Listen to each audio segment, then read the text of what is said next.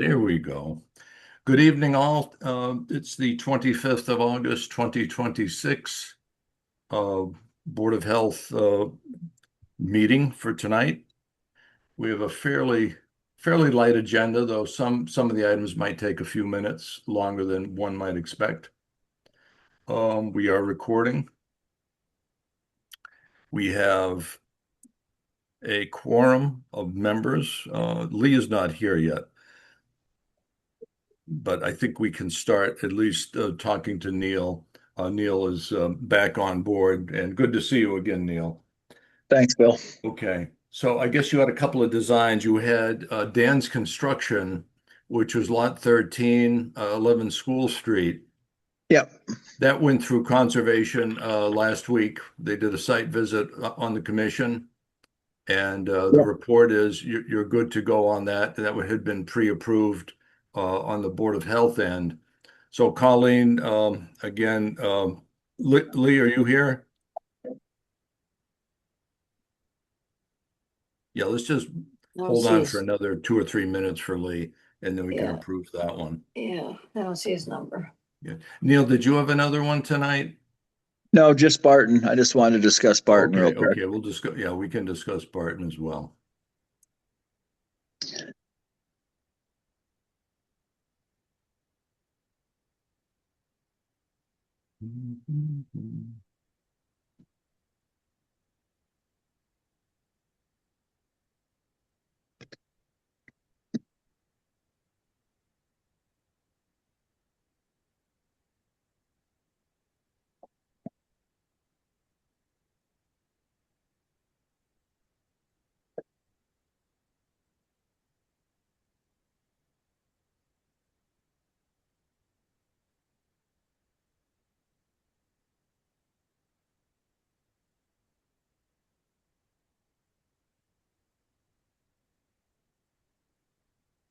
Just an advisory on Barton Street before Lee arrives.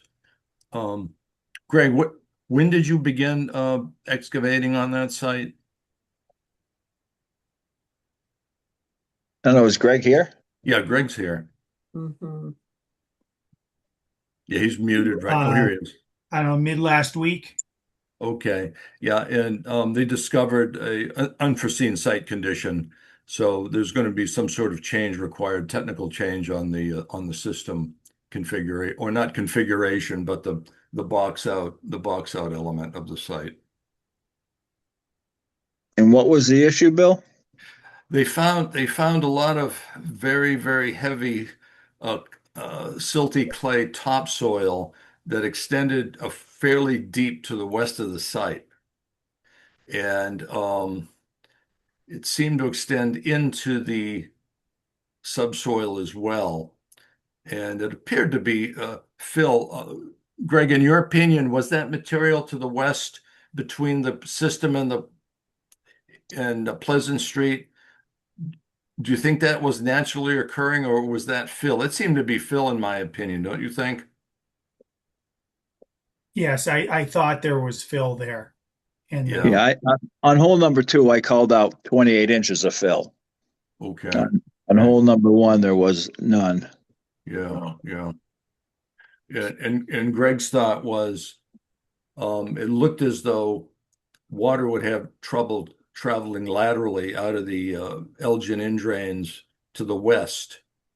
Again, given the fact that the topsoil and subsoil, that is the fill, was down quite a bit. So again, when Lee arrives, we can discuss how to handle that. Okay.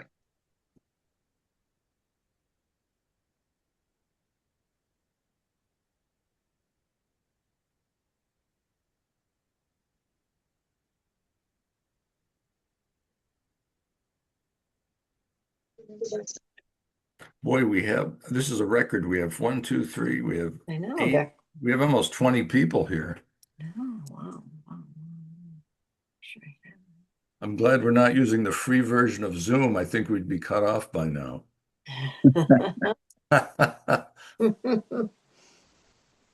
I think the free version allows you up to 10 people, and it's only good for 45 minutes. So, Oh, Oh, yeah, I'm glad we used the commercial. that wouldn't do. Yeah, That wouldn't do. no, that wouldn't work. Well, let's not hold up. I think Lee might be at, late at the office tonight. So anyway, Neil, Greg, why don't you explain what you found on site with respect to 2 Barton, and we can discuss how we might want to handle that. No, I found the soil that you observed and as you described earlier, and that I showed Neil pictures of. Um, I think it's more of a question: is the Elgin designed to be installed without an overdig in a trench configuration? Um, Otherwise, um, those areas were similar to the first trench where the observation holes were. So, Greg, in your opinion, was the soil on the downslope trench or the westerly trench, was that in material that you didn't expect to see?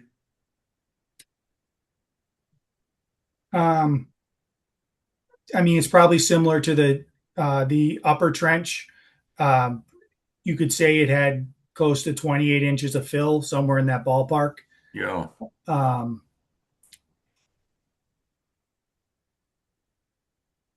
Yeah, Neil. Well, Neil, you're the designer of record. So what's your opinion on how to handle that, Neil? Of course, you haven't been outside. Has Greg shared any photos of He that?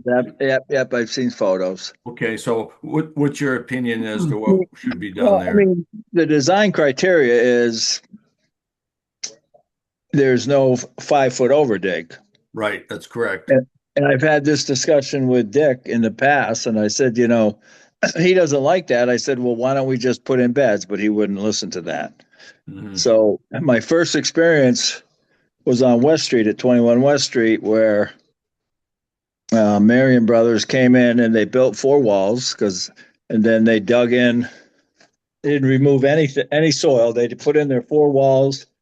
They installed their 40 mil HDPE, and then they came in and they filled the whole box with Title V sand right over the A, the B, and the C. Then they dug out their trenches, Hmm. which Bill said that would never happen. Nobody would ever do that. But first one I did, that's exactly what they did, which is legal. I mean, Yeah. it meets the requirements.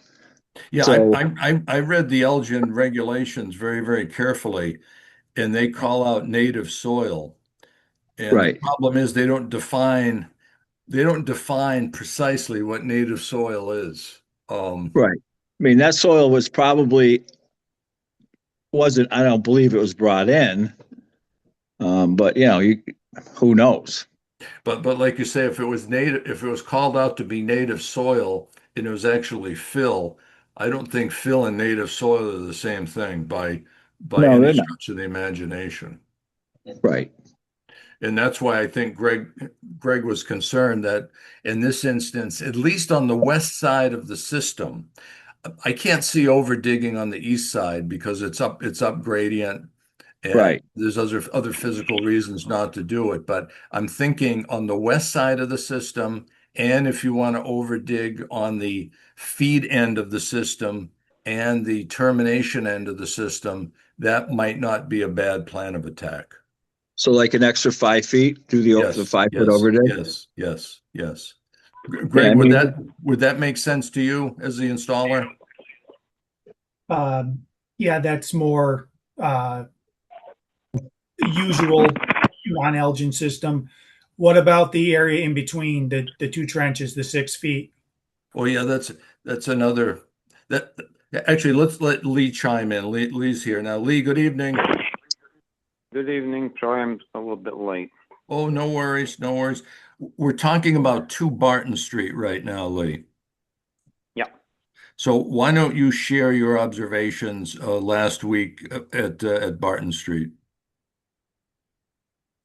Well, Greg, out of an abundance of caution, called me after digging the middle trench when we found that the material was different than much different than in the first trench. We were a little bit closer to Pleasant Street.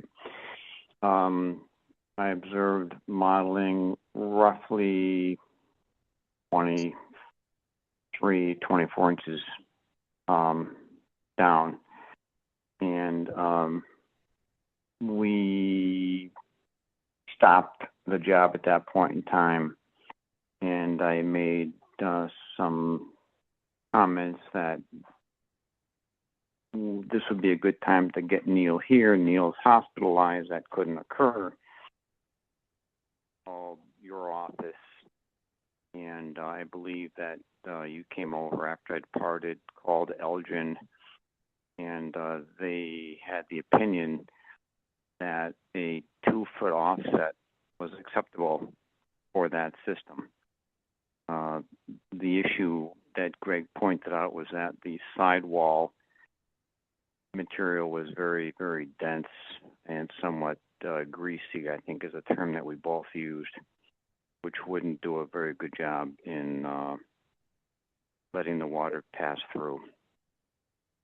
So I think Elgin's opinion was that that sidewall material should be out, if I'm not mistaken. That's what we included.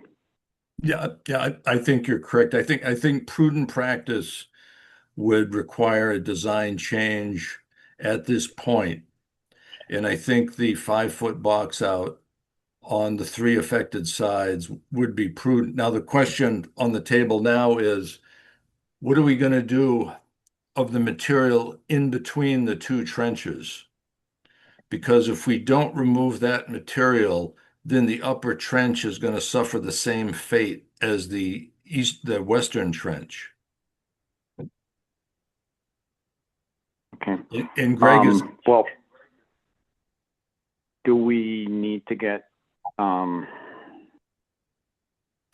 Is it Campagna? Is that the firm that signs this off?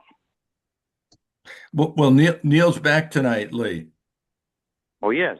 Oh yeah, Yeah, I'm okay. here. Oh, that's right. You're on audio. You don't know who's here. Yeah, Neil's here. Neil is No. in good spirits. Yeah, careful what you say, Lee. I'm listening to you. I appreciate the warning. Well, maybe it's a late warning, but it's a warning. Yeah. There you go. Good. Well, I'm glad to hear your voice. Thank you. I appreciate it.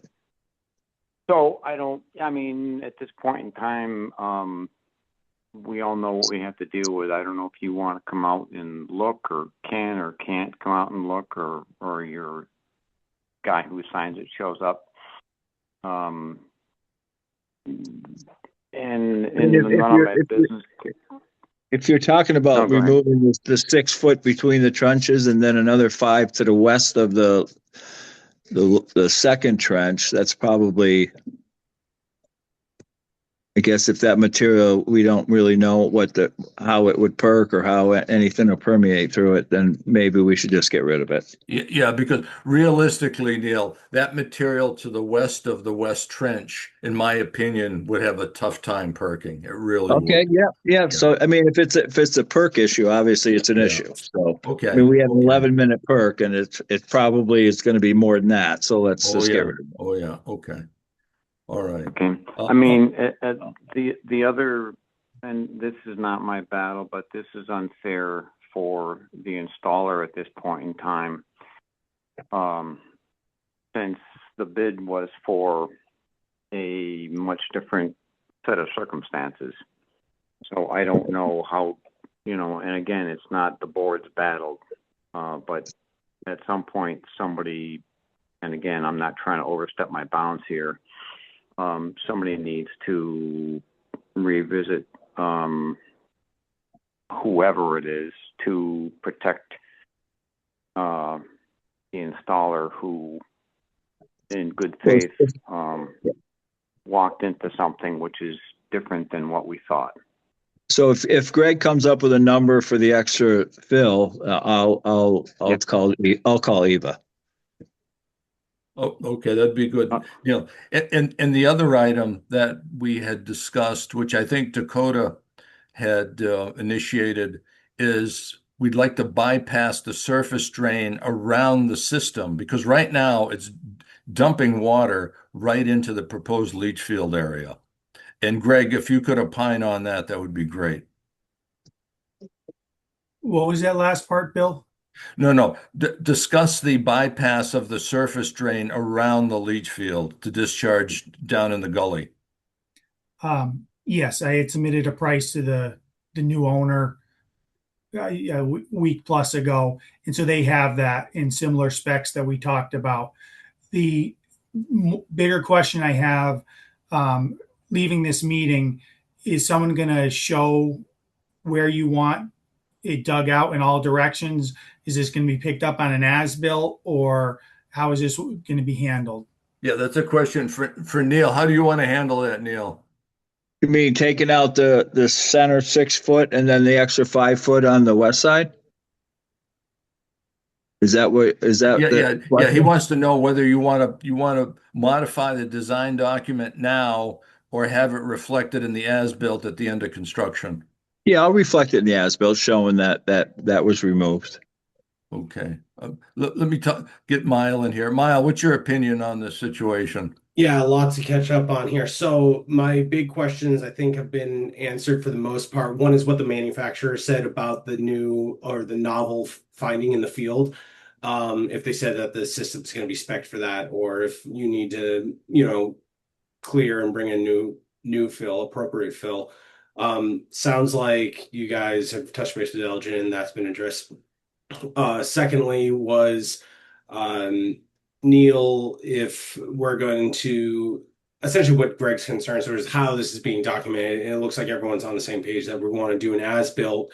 I would just there needs to be a segment or something provided in conjunction with that about this entire discussion we're having and these findings and why. I don't know if that needs to be an affidavit attached to the as-built or not. I just want to make sure that that's clarified so that way it's not Yeah, when we actually, look back on this in 20 years and we're like, the plan said this, the as-bilt's this. right. No, no, that's an important point. Right. If there's if there's ever an issue going forward, and that has to be reflected in tonight's meeting minutes.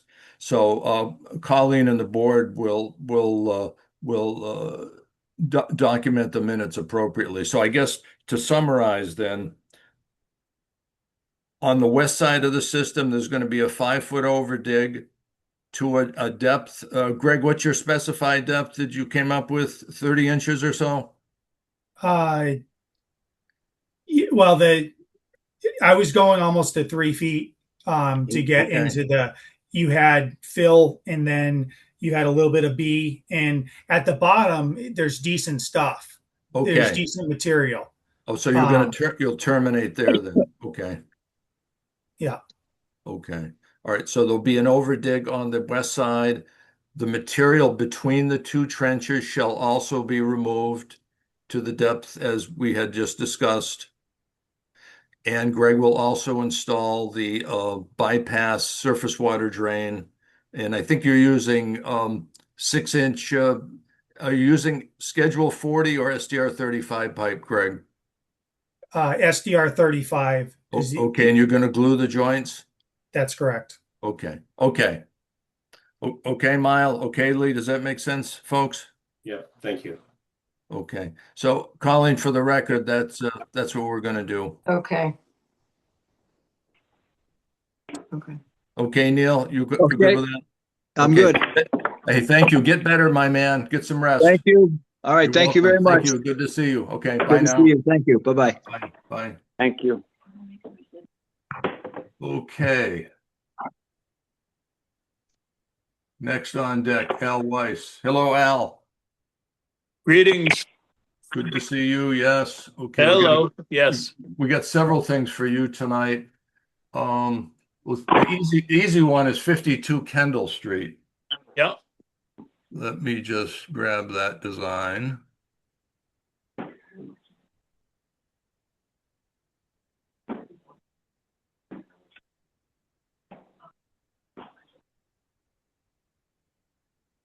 This is one of the former Hatch properties. This is on the west side of Kendall, on the uphill side.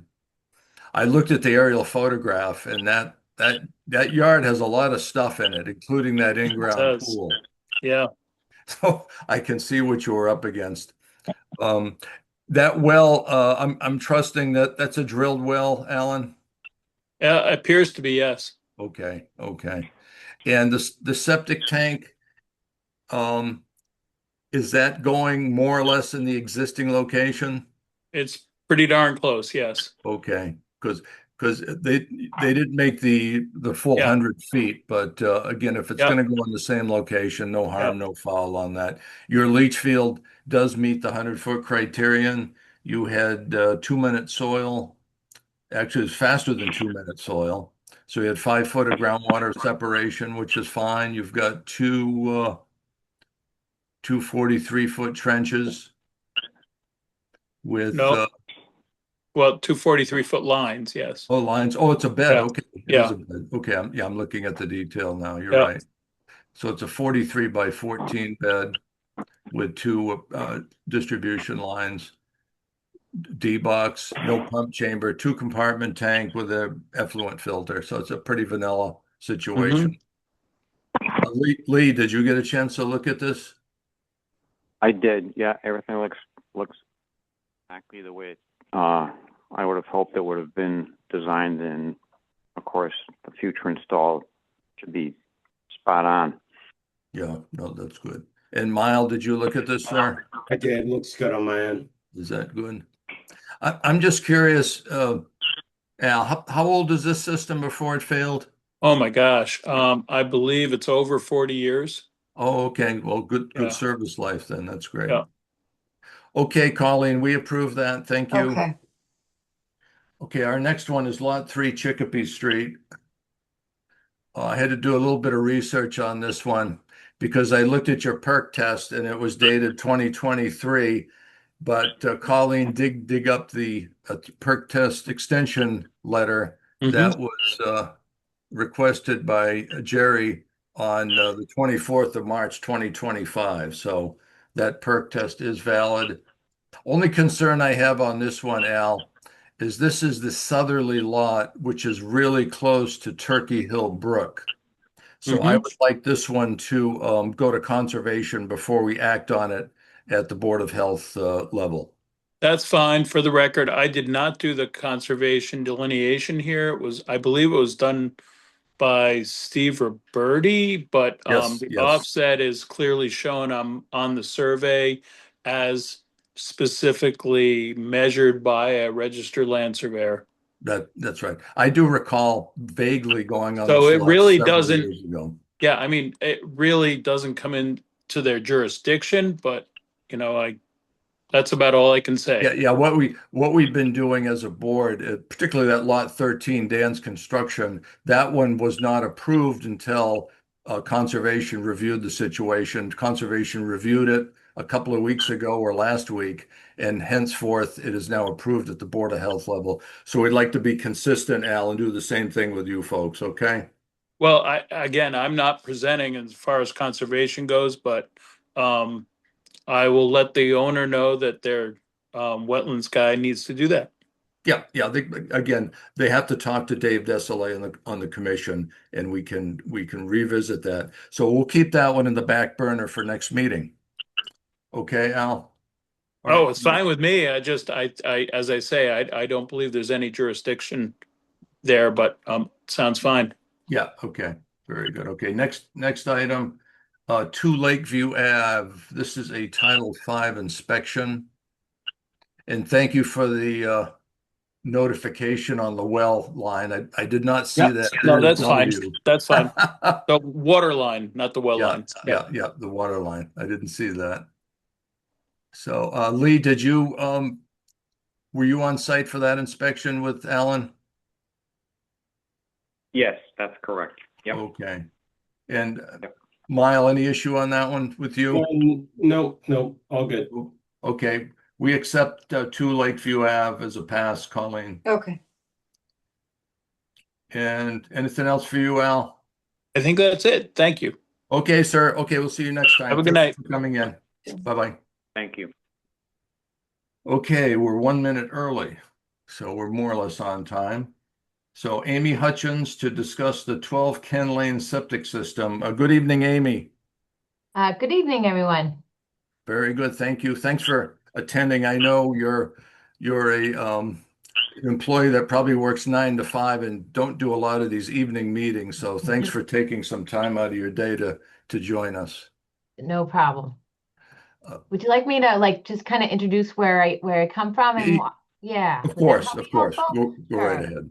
So I'm Amy Hutchins. I'm the Director of Environmental Health at the Northampton Department of Health and Human Services. But how I come to you is through our shared service agreement with Granby, where when we either provide service to you, through food inspections, or sometimes it's just TA technical assistance. So I feel like I'm a little bit of your technical assistance tonight. Very, very good. So you reviewed the 12 Ken Lane situation, I did. and Colleen, you dispersed all our information to Amy in her office? Mm-hmm. Yes. Okay. So to cut to the chase, Amy, what's your opinion of what's going on out there? Yeah, so I basically took the information that you had. There was no, background information, but as far as the age of it or the design or Hmm. anything, but that really doesn't affect like what we're really talking about today, but I just wanted to let you know that. Um, based on what I looked at was actually Alan Weiss's Title V advisory review. And how that came about is a little bit like the discovery of whether it was a complaint or not. But based on his review, I kind of like laid out that based on his review that the septic system is in failure. Um, that from that, and it seemed like for some of the history through some of the letters, communications that I received, that you were requiring that owner to get a Title V done and then requiring them to get a perk done. So they did that based on that request. And from that, they supplied you a plan, which also then you supplied a permit. But I think where there seems to be a little bit of, we can say that right now that the owner has a permit and that was given basically on 4/7/2025, and a Hmm. typical permit is 3 years from the issuance. So you could go with that option that's what was I guess not submitted at the time, but provided at the time. But based Hmm. on like reviewing closer to what the advisory said, I see from Alan's wife's observations is that the septic tank was compromised. That's not really the big deal. That could just be the replacement. But the leaching pipes of the SAS are situated at the same elevation of the redox, Hmm. um, which the redox was 30 inches below grade, below Hmm. ground surface. And also Alan did an adjacent hole, deep hole, that also at that time there was seeping, weeping at 48 inches, but those redox colors were at that 30 inches. So basically, it's telling you that over a period of time during the season that that those pipes going in and the ground water level, high groundwater level is at 30 inches. So that part of the system is in high groundwater at certain times during the year. That's right. Not all the time, but at certain times of the year. That's Yeah, exactly yeah. correct. That's correct. Right, That's right. exactly right. So with that in I forget what it is. I put a bunch of notes in there, but it's 15303. Number 7 is that if the SAS extends below high groundwater elevation, that would Right. Right. presume failure. And Hmm. when the system is presumed system able and not able to protect public health, the safety, and welfare in the environment, that you can shorten that permit time to 2 years. And so those are kind of your options. Like, how would you do that if you already, provided the permit? You could provide a correction order and, Yeah. an Yeah. enforcement Yeah. Yeah. letter, Yeah. Let's yeah, hold off just for one yeah, second. sure. Colleen, Did we issue a correction order with a definitive date some time ago? No, I don't think so. No. Mm-mm.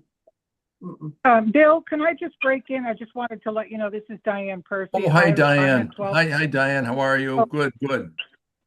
I've been listening to what Amy, I pretty much can understand what Amy's been saying, and it pretty much goes along with the paperwork that I've received. I just want to let you know that I'm here. Okay.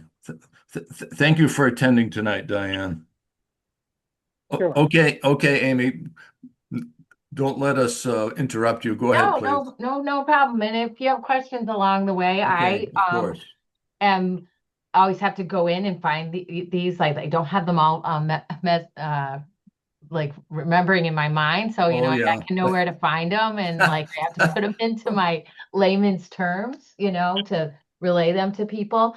But there seems to be, two options that, you leave the permit as it is because that's what you determined at the time, or you can look at this as a review that you looked a little bit closer and that the system is in failure, and that you do, as a board, have the authority to do a shorter permit, and it's basically called like the deadlines for completing upgrades. Mm-hmm. And when you do that, you also, as the approving authority, can really monitor that, throughout that period of time. Like you could say, here's based on the review that we've done, we have determined that the system is in failure, and that we are requiring that the system be upgraded in a shorter period of time. Uh, and that with that shorter period of time, we also have the ability to have like an enforceable schedule. So you have the opportunity to say, at this time, in the next, 45 days, we'd like to see you have a installer, acquired, and, with the timeline to do the system. And then in 60 or 90 days, you could, have the next steps done. And then within, I think it between now and a 2-year period of time, it would be, Mm-hmm. 8 months or whatever. So you kind of have that ability to ensure that the work is, in the process of getting done. You're moving towards compliance. There is a little part of Title V that talks about discovery versus the permit. Sometimes you can look at it is that it's 2 years or from the discovery of the issue, but I feel like that's a little questionable here, from the information I've been able to review. Like, is discovery the time that the complaint was put in and that you ordered the Title V to be done? Or is it at the time of Alan Weiss's review, or is it at the time of the permit? I think your permit is your clearest time.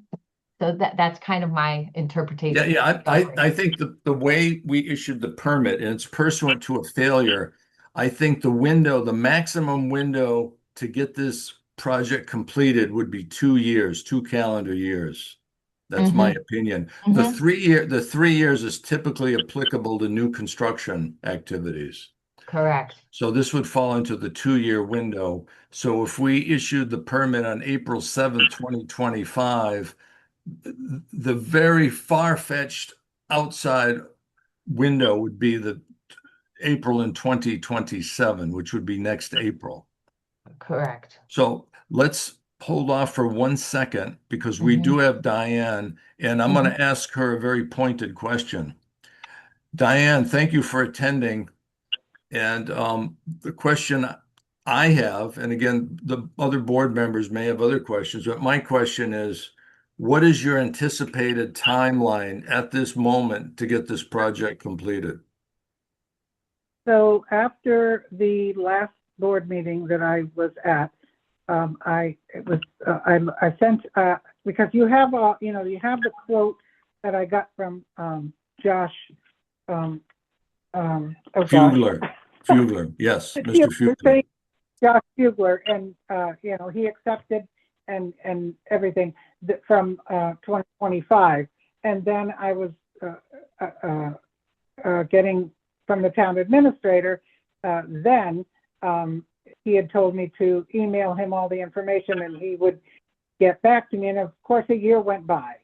And so this year, I just sent a letter to Josh a couple of weeks ago asking if what he quoted me last year was still valid. And depending, I haven't heard back from him, but depending on, and of course I have to get financing, but I don't know how I can get financing until I know if that's what it's going to be. Like last year it was $26,000. So Colleen had sent me a list of places to go and get financing. I also have information about accepted credit. So to me, as soon as I hear from Josh, I would imagine that the financing moves along pretty quickly because people need to get this done. I would hope that this would be done before the snow flies.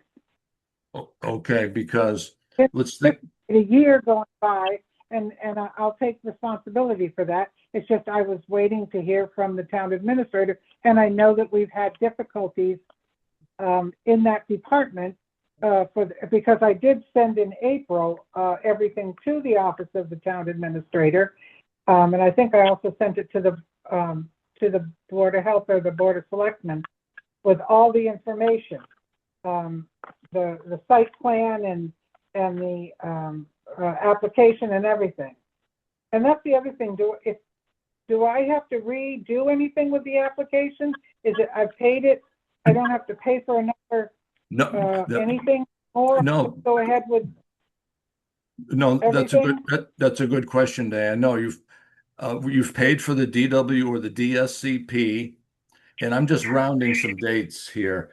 So let's assume today is the 7th of September. So from the 7th of September to the 7th of April, that's 7 months, I believe. My math's right. Okay. So All right. can you promise us that you'll have this system in the ground by April 7th, 2027? I will promise. I can promise you that. Okay. Colleen, just make that note for the record, please. Mhm, mhm. Okay. Make that note, Colleen. I promise. I will. Yeah. I'll make that note. Lee, anything on your end, sir? No, as long as we are, heading this direction, with the understanding, of course, that if it's not in the ground, then there's going to be some extra expense to possibly redesign because I think it may expire. Okay. Well, I think Understood. the objective is to get this particular design in the ground. That's my thought. Yeah, this is the time to get it done. Yeah.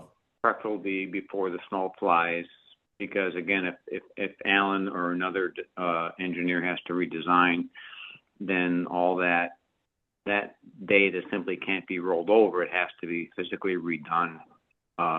Another perk and all the details must be revisited. So yeah, I don't know it's none of my business what the price is, but you're going to save yourself a substantial amount of money by running with what you have. Yeah. Okay. Thank you. Mile, any comments on your end, please? Yeah, so Diane, just a hypothetical question. So it was $26,000 before was the quote. Let's say it's $30,000. Can you go to a bank right now and secure a loan for $30,000? You have that credit, everything's okay on that end. You'll be able to do that. I have a really good credit. I haven't got taken out a loan for anything in many a year. Okay. So Okay, so it sounds like you like should I said, be able to Colleen gave me the list of Yeah. the banks that do it. It talks about, it says loan amounts up to $25,000. So I don't know but then it says to be eligible for a loan, you have to be the owner occupied, meet eligibility, maximum income limits for a deferred loan, $68,000. I'm well under that. I mean, I don't know. I have not gone to a bank for a loan in many, many, many years. Okay, that's understandable. Hopefully it all works out in that regard. I think it might, a contingency might be very helpful in this instance, that maybe we want to set a date for December 7th to have, at the very least, maybe half of $30,000, $15,000 if this is an incredibly, expensive install, but to have a new tank installed at the very minimum by December 7th and have it operate as a tight tank with a pump schedule, I think at a very, I don't, what does the board feel like as a contingency that we make that part of this? So that way, Again, we know the septic tank is not truly watertight, but at least you would not be emitting leachate into the ground. So Right, as a right. as a so as a That's what fail, Dick Bond, it's not, it's, I wrote it down here. It's, I underlined it because it didn't say failed, although it did say failed I think in Alan's report. But that came from the board, and it said likelihood of potential. And that was from January 30th, 2025. okay, yeah, let's not get back into the weeds on this. We're moving along very, Okay. very nicely. Okay, I but just want to make sure that you know that I'm aware of everything and that I'm not just letting willy-nilly, no, I All take right. you at your word, Diane. I take you at your Okay. word that you'll have this done by April. But thank you so much. Thank you so much for attending tonight. That's excellent. And Amy, Well, okay. Amy, thank you. You were very helpful to me. Oh, good. I'm glad I could help. Amy, thank you for All right. facilitating, and we're so glad that we have you folks up in Northampton to work with. Awesome. That's My right. pleasure. Thank you so much. Okay, thank you. Okay, Colleen, so that's a done deal for now. Okay, have a good night. Okay, beautiful. All right, we're 6 minutes late. Yuko Mizutana, the sushi rice hazardous food plan. Yuko, Ohio, Yuko. How are you tonight? I'm good, thank you. Very good. Thank you for inviting me here again. So it sounds as though you want to serve sushi with acidified rice. And as I had told some of the others before, I know firsthand what happens if you eat sushi that is not acidified. At one of our local sushi places, I won't mention where, but it's a nice place. I made the mistake of ordering sushi with pork fried rice. And of course, pork fried rice is not acidified. So I only ate, there was a large serving. The restaurateur was a friend of mine, so I got a nice large serving. I couldn't eat the entire serving the first night. So I made the mistake of putting it in the refrigerator. And the next day I ate it. And the rest is history. So I don't want to talk about what happened, but it was not good. So I know firsthand from a practical perspective why acidified rice is a good thing. So Yuko, would you explain how you're going to do this? Again, we have your little worksheet here, but just Yeah. verbally explain how you're going to proceed. So yeah, I searched about the bacteria, two type of bacteria. So one B cereus, I cannot say, and the other one the C Clostridium botulinum. Yeah. So C botulinum.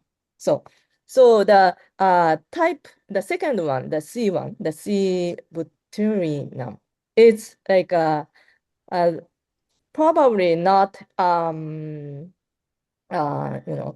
it's not not really we need to worry about for the sushi rice because the this bacteria requires low oxygen environment.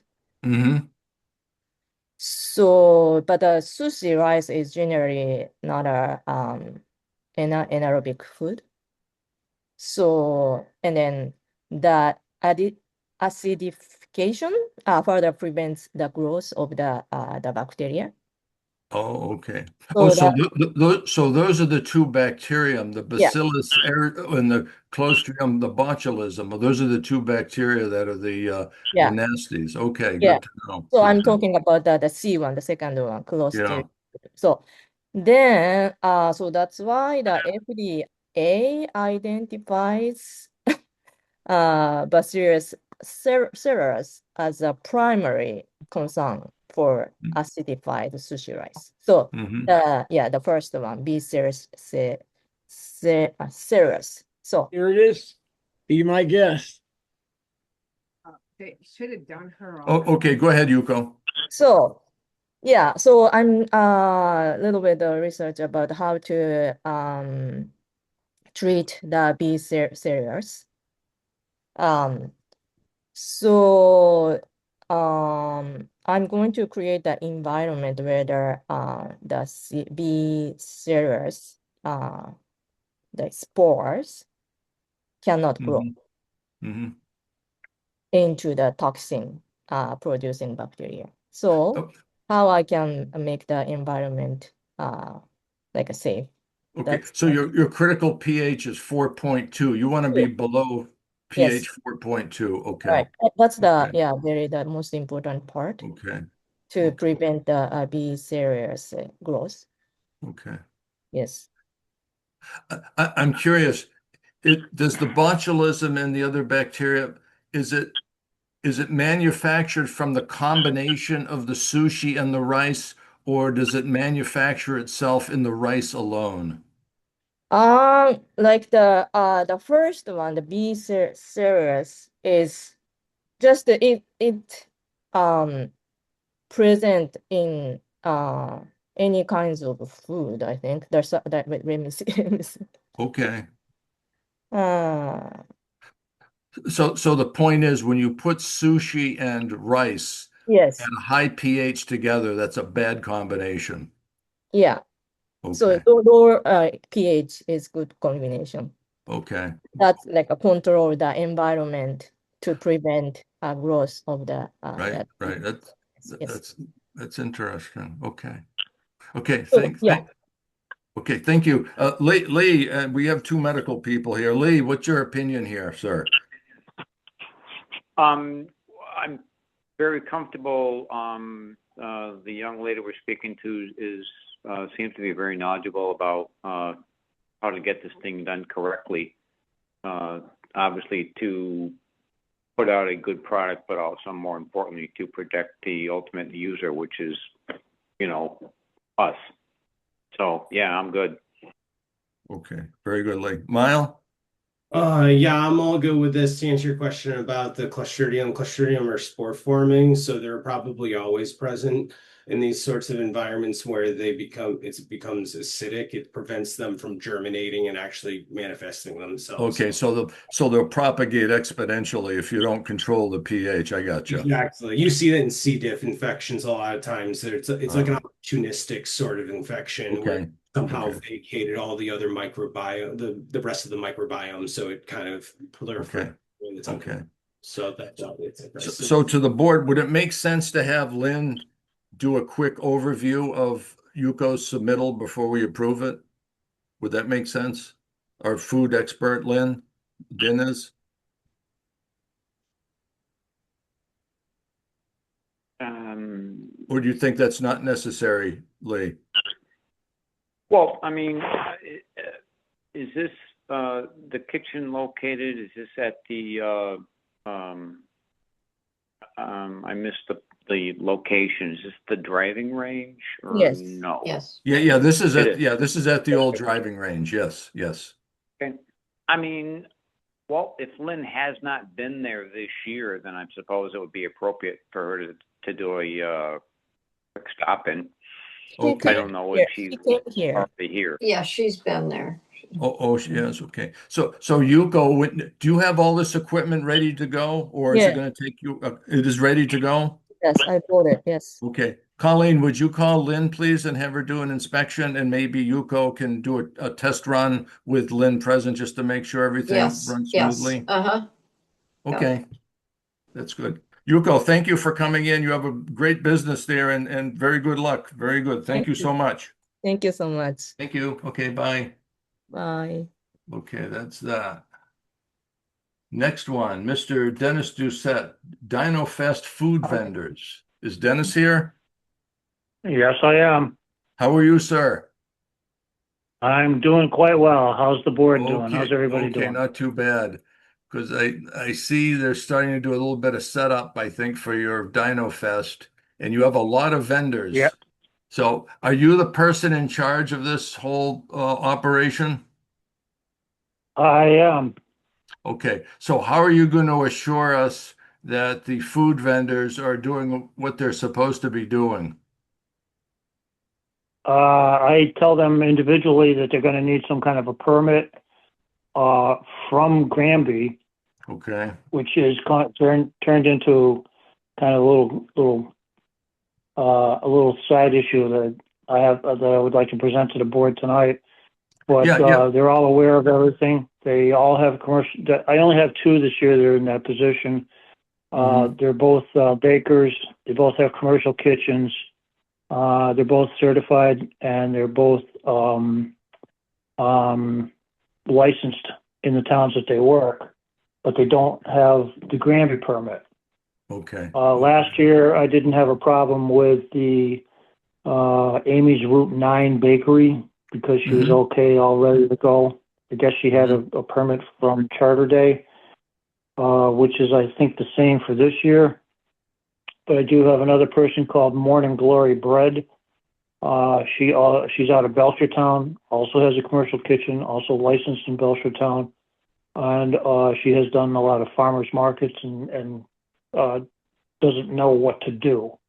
My concern for my vendors is it costs $100 to get the food permit from Granby. And this is a one-day affair that I have. Basically, it's a six-hour festival. For the vendors, that's kind of steep, considering the amount of money that they're going to be bringing in and the amount of customers that come through. Is there anything that Granby can do, this board can do, to supply maybe a one-day event for a fraction of that cost? Yeah, Colleen, didn't we do something in the past? Well, what the board decided was if it was baked goods that didn't have to be time or temperature controlled and they had a residential kitchen license, they were just doing the cottage foods, as they're called, that they're allowed to do, that they could fill out a one-day temporary at no cost and no inspection because it's basically like a bake sale. Dennis is talking about a mobile food, which is an entirely different thing. That's $100. But as far as I know, now we hadn't been charging for the baked goods, the people that have that situation. So I don't know. I mean, if there's someone else on here, I don't know. He's got a few people that are the baked goods, and there is one barbecue rubs and spices. I don't know what's in that or how, anything about that, but they probably need something. That's Colleen. That's a retail kind of thing. Everything's prepackaged. Oh, so this pit beast is something you could go to the Big Y and buy something like this? Basically, yeah. It's the way it's Are they explained to me. making It it doesn't. though? Are they making it, Dennis? I don't know. Hmm. I don't know if they're making it in their kitchen off premises. It could be. I really don't know. I have no idea. Yeah, I think they're going to have to be inspected. Mile and Lee, what do you guys think? Well, I'm thinking if they come in with plastic containers that are sealed, you still got to inspect them. Oh, yes. Oh, yes. Oh, yes. Okay. Well, are they Colleen, operating out of- how have we done this? Because I think we had issues with some other vendors in the past with food prepared off-site that is not in a factory sealed We need to container. know, yeah, it has to be that they have a permitted commercial, residential kitchen or are doing Yes. it in a commercial kitchen, of some sort. Right. Yeah, they can't be cooking or baking this stuff, Dennis, in a unlicensed entity. Oh, That's no, I just, totally understand, and that's yeah, why I it's want to conform unsafe. with this 100%. Yeah. But I'm pretty sure that the guy, the pit, what's his name? Pit Bull or Pit Yeah, Boss or yeah. something like that? Pit beast, pit beast. Pit Beast. Yeah. I think what he is a uh, sales representative. Well, I don't think he makes it. I think he sells it for a product. Like if somebody was selling a Big Y product, you'd probably find it in a Big Y. well, Or it could be a specified actually, item. we meet on September 8th. So could you possibly have this person come to our next meeting? I don't know. I could try. Yeah, because I'm hesitant to approve something that we don't really know the origin or the quality What was control. his name? Pit Beast. Pit beast. Okay. Lee, what do you All right. think? Well, we need to grab some data, or Lynn has to show up and inspect the guy. I mean, it's not black and white, but it's pretty close to black and white. We have to do our due diligence, obviously, to protect the public here, and All right. we have a lot of unknowns, and we can't have unknowns. I mean, is he just selling in a jar, or? From what I understand, they're when you buy when you go into the Big Y or the Stop and Shop and you buy the seasoning for in the plastic jar, screws on top, sealed, factory sealed. That's what I think he's selling. But I have not seen his product. It's new to me this year. So the way he described it, everything is prepackaged. So, I'll gladly invite him next week. Yeah, invite him to our next meeting. Yeah. Okay. Because whether, I don't know if it was last year or year before, or whatever, I don't remember exactly, but there was a couple vendors that showed up out of the blue, no permit, no nothing, and it put everybody at a disadvantage from a at my event. At my event at the Donnerfest. Yeah. Huh. Because we're pretty good at we're pretty anal about trying to catch all that stuff before anything happens. Well, and that's exactly what we're doing right now. Although I did have the popcorn guy show up, like at the last second. He just drove up and he says, "Here I am." And I said, "Well, you okay? Where do you want me to put you?" But I know he has participated in Charter Day, and he has to get a permit for that. So I didn't really question it too much. Yeah, I mean the popcorn and baked goods and breads, that stuff I don't necessarily. It's not my calling. I don't lose sleep over that. It's the guy who shows up with the barbecue grill from home and starts throwing together some chicken thighs, maybe some. Yeah, no, we don't have that. That's not happening. Like I say, these are spices, so I don't know. Okay. But there's too many unknowns right now. Okay. Yeah. Well, I will invite him. We need to figure out. Can I do it something like I'll get an email address like was sent to me to go onto this call-in kind of thing? Oh yeah, he can attend via Zoom like everybody else, of course. Okay. Sure. All right. Yeah. Okay, Mile, any other comments on your end? Well, I think we need to still address Mr. Doucette's question, which is there a temporary license that we grant for these things? Colleen pointed out that we do something previously for baked goods. These are individuals that have other than baked goods. Is the board have any other mechanism in place to grant permission to do that? Or do we need do we think we need to formulate one? That's the question I would pose to the board. And Okay. the thing is, if Lynn's doing an inspection, is there a fee, associated with this temporary one day for those that need an inspection? Right.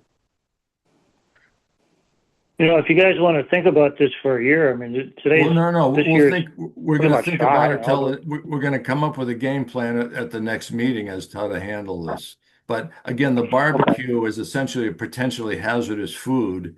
I think the bread and baked goods technically are not hazardous, as are the brownies and the breads and the other baked products. You're But saying spices are hazardous? well, the barbecue could be undercooked. How about if you have undercooked pork? No, it's not. No, it's not a barbecue. It's just the spice. All he's selling is spices? Yeah, it's just the spice. Well, So he's selling dry rubs. There's dry rubs, yeah. Is that what I'm hearing? Okay.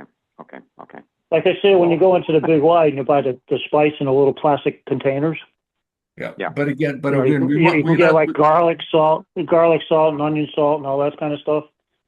yeah, It's the well, we same want thing, to, only it's barbecue rubs. but we want to make sure it's properly in a sanitary container and not subject to tampering and that sort of thing. Oh no! If it comes in a mason jar, I'm going to tell them no. Okay, well, again, that's why we'll You know, talk if he's serving it out of a wooden crate in the back of a Okay, station okay. wagon. No, we're not doing Well, that. No. Again, we'll talk about this next meeting. And But I Colleen, didn't. I'm sorry there was a confusion on that. But these are rubs, supposed to be in plastic jars, factory sealed. So okay. I will definitely invite them. What I'll do is I'll let them know, and then I'll have Colleen send him an email with the address of all that Okay, stuff all and right, have that's him fine. participate. That's fine. Okay. But Thank you. again, getting back to the 1 day thing. Yeah. Is that a feasibility? I know, from what I understand from my research, probably like 30 years ago or more, there was a 1 day permit, and I think it was $25 or $35 back then. Is there something we can do like that today? Because I charge $60 for a spot. If they have to pay $100 for a permit, it's $160, and most of the vendors don't make that much. Well, Colleen just noted. So Colleen, last year with Amy's Bakery, did we charge her a permit last year? No, if it's the baked goods and they have a kitchen that's licensed, no inspection, no fee. We used to Okay. have a temporary permit that was $35. That Okay, yeah. we did have that, yes, for other, But, if it was other But food there- that had needed an inspection. But right, yeah.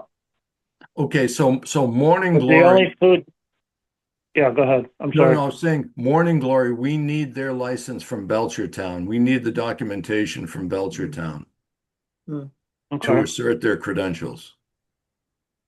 Can we serve that? Can we offer that when we get inspected for the main food booth? Well, why can't you just call up Morning Glory and have them email it to Colleen?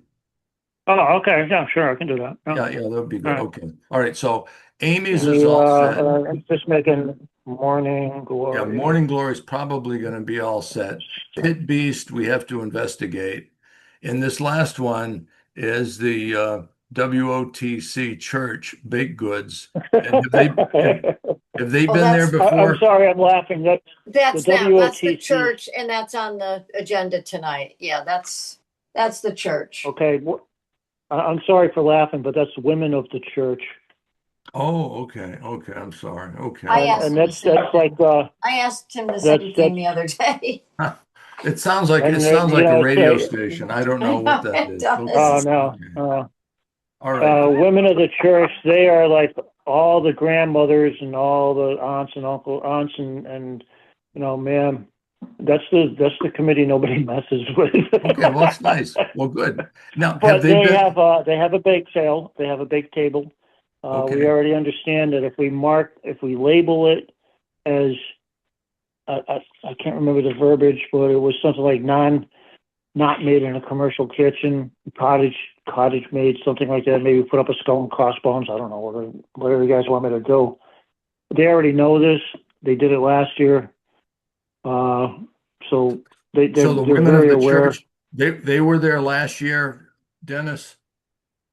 They've been there for like 50 years. Okay, all right, that's all we needed to know. Okay, so I think in short, then Amy's is exempt, Morning Glory is exempt with a certificate from Belchertown, and Women of the Okay. Church, I guess they've been around a long time, Colleen. And yes, their application, you got their application Okay, for so tonight. We we're do all one every set. year. All right. Right. And they cook Okay. in Okay. their licensed kitchen. Their kitchen is Okay. licensed at the All right. church. So Okay. So Colleen, what did we charge Dino Fest as a whole for a permit last year for Lynn's time?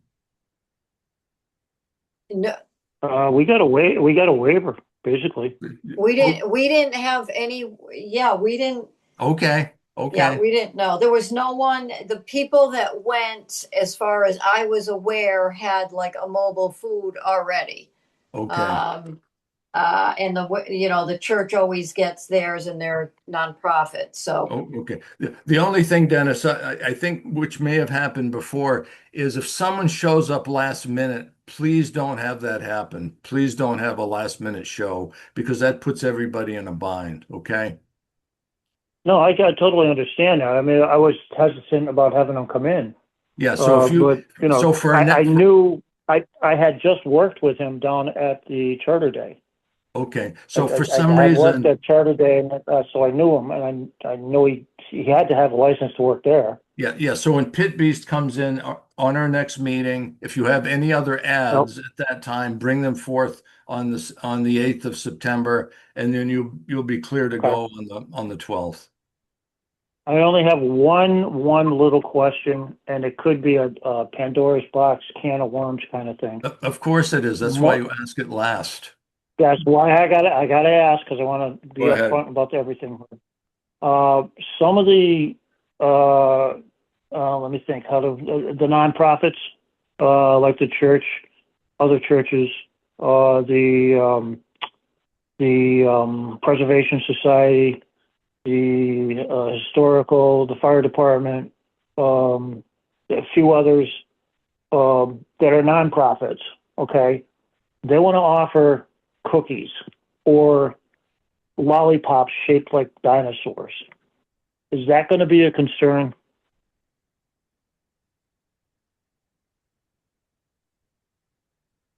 Lee, those are non-hazardous foods, correct? By definition, you're correct about that. Yeah, because they're high sugar foods. Miles, do you High agree sugar with that? food. I concur with that. Okay. Yeah, Yeah. I think that would be fine. Okay, all right, because I wanted to like I said, I never heard of anybody getting sick from a cookie, but Yeah, it's again, possible. if you're And going I to be do, if you're I going to be do serving, insist that yes, I do insist that if it's got nuts in it or chocolate or something like that, advertise it accordingly. oh, absolutely. If there's allergens of any kind in there, That's right. just Good. just put a little note down. Yeah. Yeah, and don't So serve any chicken and sandwiches with no, mayonnaise or anything. no. Okay. No, it's like I'm seeing sugar cookies. That's about it. All right. Maybe Okay. chocolate chip cookies. Okay. So But again, the lollipops with the dinosaur shapes, they're fun to look at. all The right. kids love them. Okay. Okay, Okay. like you Listen, said, it's a Dennis. very high sugar product. So Yeah, Dennis, I think you're all yes, set. We have other appointments. We're running a little bit late, but thanks for coming in, and we will see you in 2 weeks. okay. All Thank you right. very much for your Okay, time. thank you. Enjoy your night, folks. Nice to meet you, and Thank thanks you. for coming on to see us. Okay, next item, Pleasure was mine. Mr. Guzman, who seems to be at Fenway Park. Mr. Guzman, good evening. James Guzman.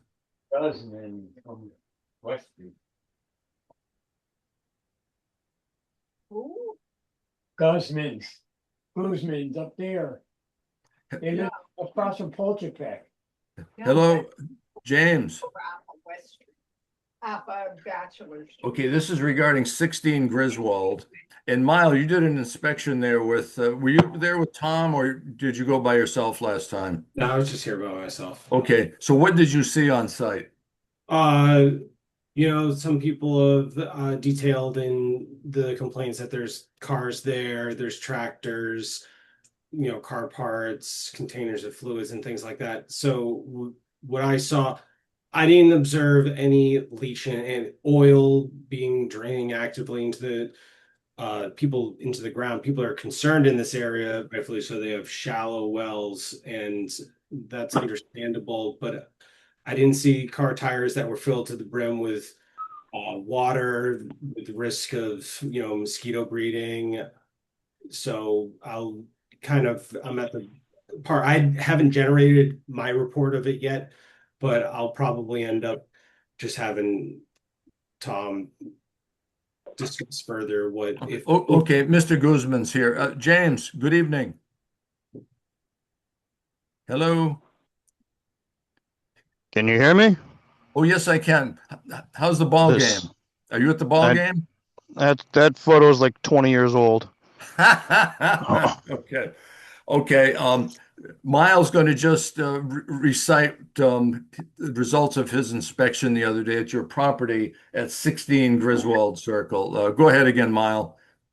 Yeah, so I went to 213 Bachelor Street where I was able No, to. you went to 16 Griswold Circle, sir.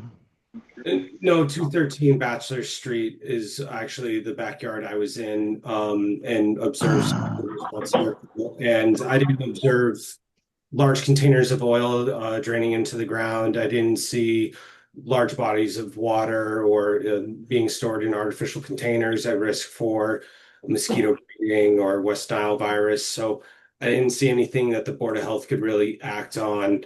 And I think that we should probably just defer to this as a zoning issue at this point in time. Okay, let's see if Tom is here. Tom Quinlan, are you here tonight, Tom? I don't think Tom is here. So what's the actual problem? What's the complaint? I think the problem is a zoning issue, and I can't speak for the building department, but You can tell me what was said. Why were you sent to my house? You can tell me what was said. Zoning or not, it doesn't matter. It was brought to you, so you can tell me what you're there for. no, there was a complaint brought by a neighbor. The Board of Health inspected your property, not trespassing on your property, obtained some information, and Miles just recited the outcome of the site visit. You did not tell me what the complaint was. The That's complaint, the direct question I asked. What is the complaint? The words that were given to you to send you to my house. Colleen, do you have the email from the complainant? Yes, If you could read that, please. I have one from July 28th. In the ensuing years, let's see, that his collecting of junk cars has grown greatly. He has more vehicles than ever in his front yard, along with various car parts, engines, and other parts. He now also has a truck with a trailer parked along Ridge Path side of the property. And you can clearly now see how many other vehicles he has in the backyard. So there is what used to be a police car, various motorcycles, and at least one other truck back there with all kinds of God knows what other junk on the lawn. That's an art installation. Thank you. Excuse me? I take offense to you calling my stuff junk. It's an art installation. It brings me zen to look out my back door and say, "Are you laughing at me, sir?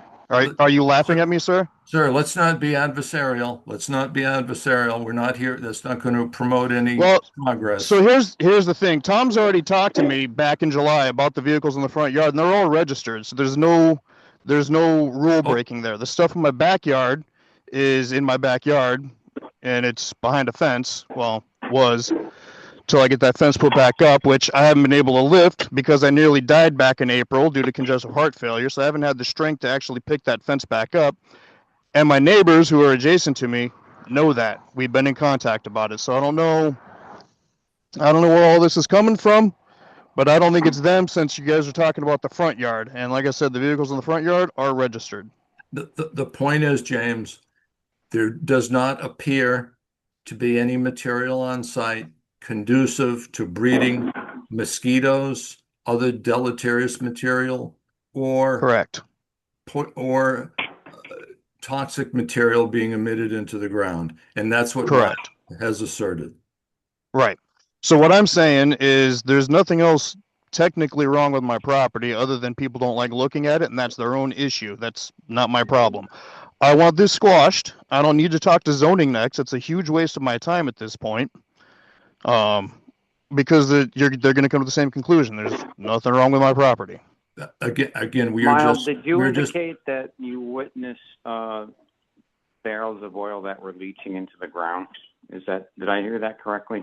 No, what I said was that on my inspection, I did not see any oil leaching into the ground, and I did not observe any artificial containers containing standing water for concern of mosquito breeding.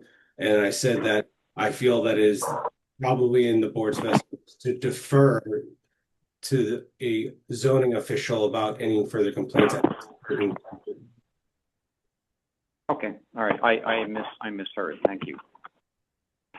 So, James, as far as we're concerned, from the Board of Health's perspective, this case is closed at this time, subject to being reopened upon further information. But at this time, we have no issue with your property from the health department's perspective. So that's where I have an issue, is that this is the second time I've had to deal with the town about my yard, and there's no issue both times, right? Somebody's wasting my time, and this isn't fun for me. So the next complaint we get, I need to know who it is so I can bring them for harassment charges. Because at this point, it's harassment. There's nothing wrong with my property. They're harassing me. This isn't harassment. This is an inquiry by the board. Negative by the board. Whoever went to you now twice that's harassment. A third time is harassment. If Well, there's that will be determined.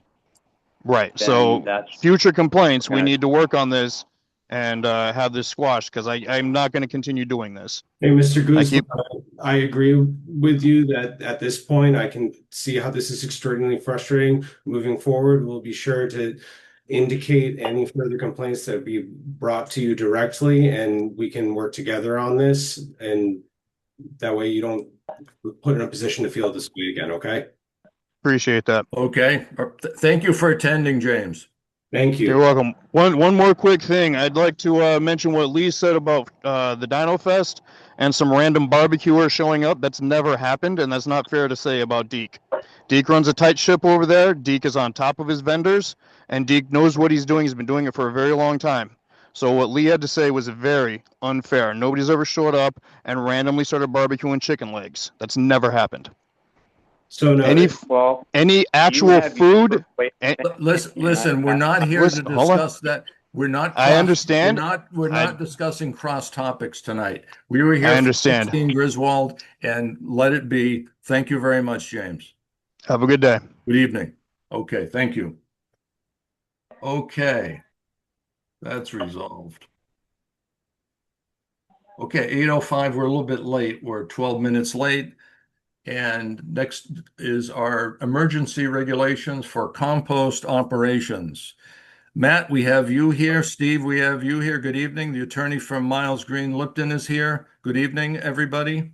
Yes, excuse me, sir. I'd like to raise the issue before we get into it that my client does not receive notice of this meeting, and I only just was hired, but as I understand it, has not received proper notice of any of the prior meetings on this subject dating back to the spring. And we are told neither has Red Fire Farm, which owns the land that the business is on. Well, we can discuss that at a later date, ma'am. So at this point, are you aware, sir, that the Massachusetts general laws says that proper notice must be given to interested parties in order to hold substantive discussions and votes on Not this. for an emergency regulation. So I will begin at this time. Granby Board of Health emergency regulation, and this will be effective 25 August 2026, right now. Pursuant to Chapter 111, Section 31 of the Mass General Laws, the following emergency regulation is hereby promulgated. The purpose of the regulation is to maintain the health and safety of town residents. And before I read the text, I just want to, again, commend Matt and Steve. You guys have a fabulous business. You're going to be very successful. However, our job as the Board of Health is to take care of our citizenry. We cannot allow rodents and rats to be trespassing onto other people's properties and affecting the health and safety of young children. We can't let that happen. And that's the reason we're promulgating this regulation tonight. So the text reads as follows. All commercial noxious food waste compost operations shall maintain a minimum horizontal setback distance of 750 feet from any dwelling unit. Noxious food waste, I call it NFW, is defined as that including meats, fish, entrails, dairy products, and other noxious organic food waste. This setback requirement shall not apply to purely plant root-based compost operations. So if the folks had continued to compost leaves, grasses, vegetables, tomatoes, that sort of thing, this does not apply to that. What drives this regulation is the meat, the fish, the entrails, and the dairy products, and that is what, in the opinion of the health department, are attracting the rats. All NFW facilities shall obtain an operating permit from the Board of Health prior to commencing operations. This regulation takes effect immediately. And to point toward the attorney, a permanent comprehensive regulation superseding this emergency declaration will be developed as soon as practicable. And for that comprehensive permanent regulation, there will be the standard posting requirements. Again, I've been in contact with our town council, and for an emergency declaration, the posting requirement is waived. Yes, sir. My question was partly to do not only with tonight's discussion of the topic, but what I understand were prior discussions on August 12th, May 19th, and I want to say July 28th. Well, Colleen, were those meetings posted in They the were all agenda? posted, yes. They're all Was posted. notice given to interested parties? That's an additional requirement of public hearings under Chapter 40A, Section 11. Well, again, pursuant to 111.31, we are invoking this emergency declaration at this time. And if you want to challenge that on us, that's fine. I'm not suggesting a challenge. I'm just trying to determine because I wasn't present at the involved in the case yet, if the May 19th, July 28th, and August 12th hearings were also pursuant to the emergency. Those other hearings were fact-gathering hearings. We obtained facts from various parties, including Matt and Steve, including affected neighbors and residents on Taylor Street. We determined that there's sufficient credible evidence to warrant immediate action by this board. So those were inquiries, but you had not invoked the emergency clause at that time. We're invoking the emergency clause at this time based on the factual matter that was presented to us. But the emergency is declared as of today, August 25th. Is that That's exactly correct? right. It's effective right now on 25 August. That's correct. Thank you. And So essentially, what's going to happen now is Steve and Matt will have, and I'm going to kick this one around. I think give them 30 days. We'll give you, Matt and Steve, 30 days to obtain a permit. And the permit requirement will require that you move your piles to a distance of 750 feet from any dwelling unit. Point of clarity, sir, that will apply to piles containing meat, fish, entrails, and dairy, but not That is piles. right. That is banana compost as advertised on their website, collecting 5-gallon pails from affected parties in various communities in Western Massachusetts. That's correct. So, for example, And that's what triggered this, ma'am. That's what triggered this. If we didn't have the meat entrails and fish and dairy products, we wouldn't have the rats. You know, having rats is a serious matter. Go back to the bubonic plague. Go back to the Black Plague of the 1300s. This is a serious matter. This is not a joke. This is not a joke. I certainly don't believe it's a joke, sir. I do Okay, also thank believe you. that the bubonic plague was caused by fleas. Well, it was caused by fleas biting rats and that being transmitted to the humans through the Thank you. water supply. And will the board be publishing its thoughts as to how it determined that rats were being drawn to my client's piles and how it determined that those rats were present in the source of problems? So you're proposing that the rats had nothing to do with the compost piles, is that correct? No, I'm asking if the board will be publishing its findings. You said that the board held multiple hearings of inquiry and that on the basis of the information turned up in those inquiries, you have declared an emergency tonight. And I was wondering if you will be publishing any document showing how We'll be publishing this emergency declaration in our minutes. But you will not be publishing the reasoning that brought you from the raw data to the conclusion. The reason is because the neighbors have been inundated by the rat population running across their property, being hit by cars in the street, etc., that coincide with the composting operation, which includes those food products which have been shown to attract that particular rodent. Thank you for explaining. I was just wondering if there would be any documentation published on that, but since you have explained now, I assume that will be in the minutes of this meeting when they are produced. Colleen, make sure you get that in the minutes, please. Okay. Mile, any comments on your end? No, we're gonna make a motion or move forward here. Okay. Again, ma'am, I think this is a judgment call on behalf of the Board of Health. I'm not contesting that at all. Connecting the dots. We're simply connecting the dots.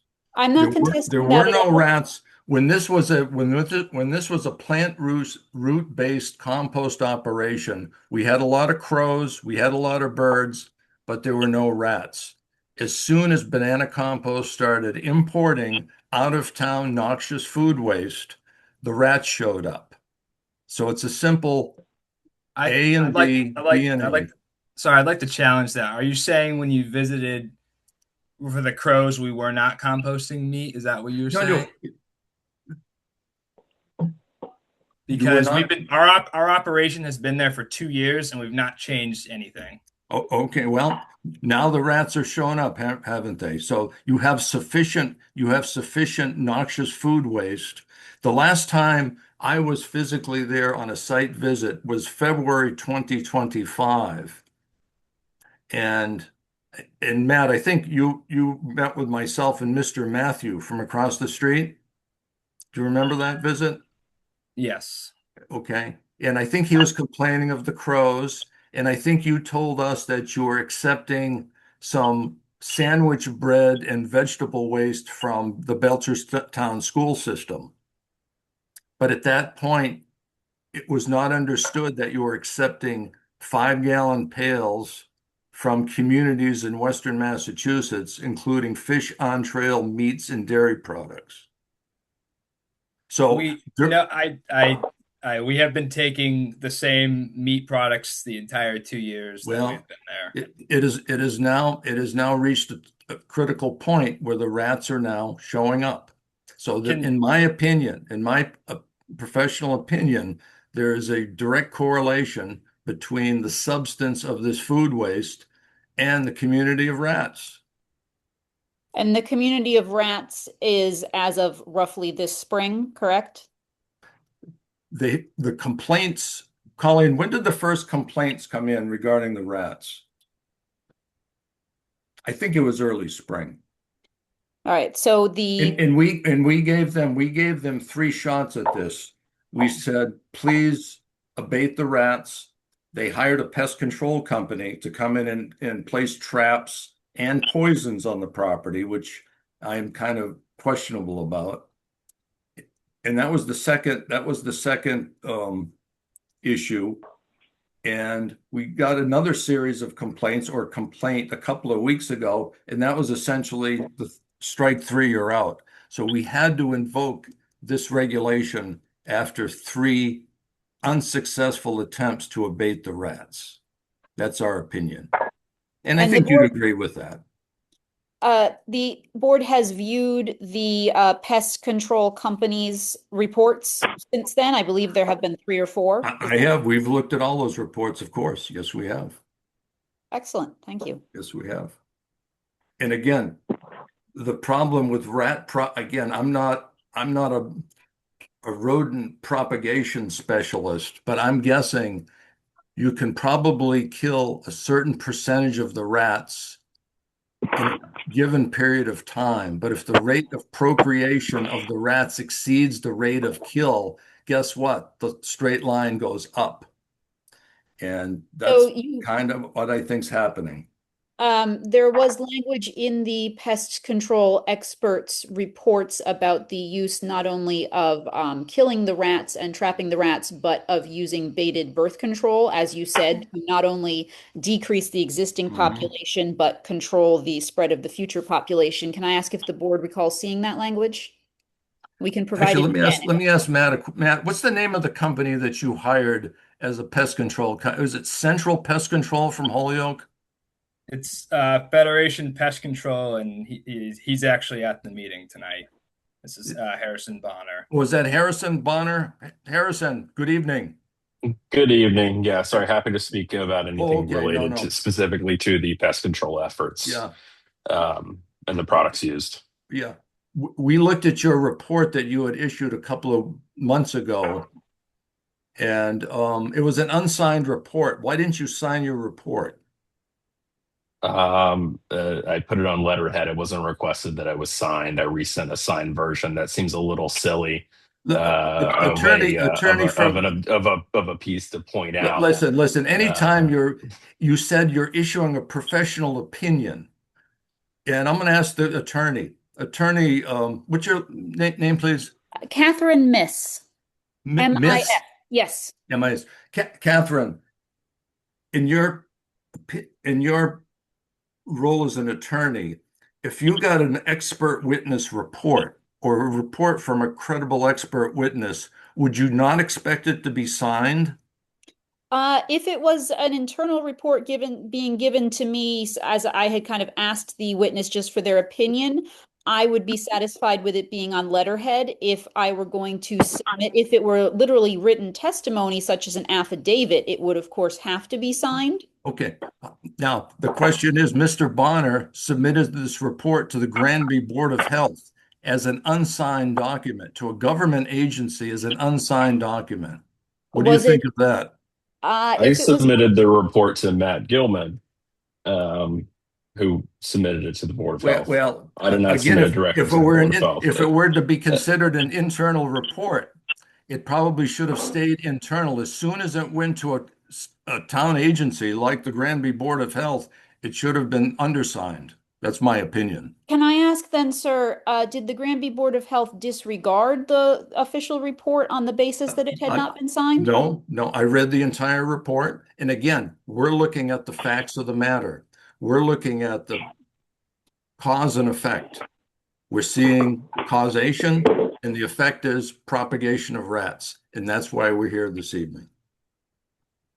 So let me ask Matt and Steve. Matt and Steve, are you in a position where you can move this material in a period of 30 days and obtain a permit from the Board of Health? I just have one question. We have one site report that was done by Mile back in May that stated there was no infestation, and we've had no site visit since then. Can you just explain why you visited in May when you had a complaint, and then you haven't come back since to do a site visit if you were concerned that this was a health emergency? Maya, what time of day did you do the site visit? I have two visits, one in the early AM, probably around 6 a.m.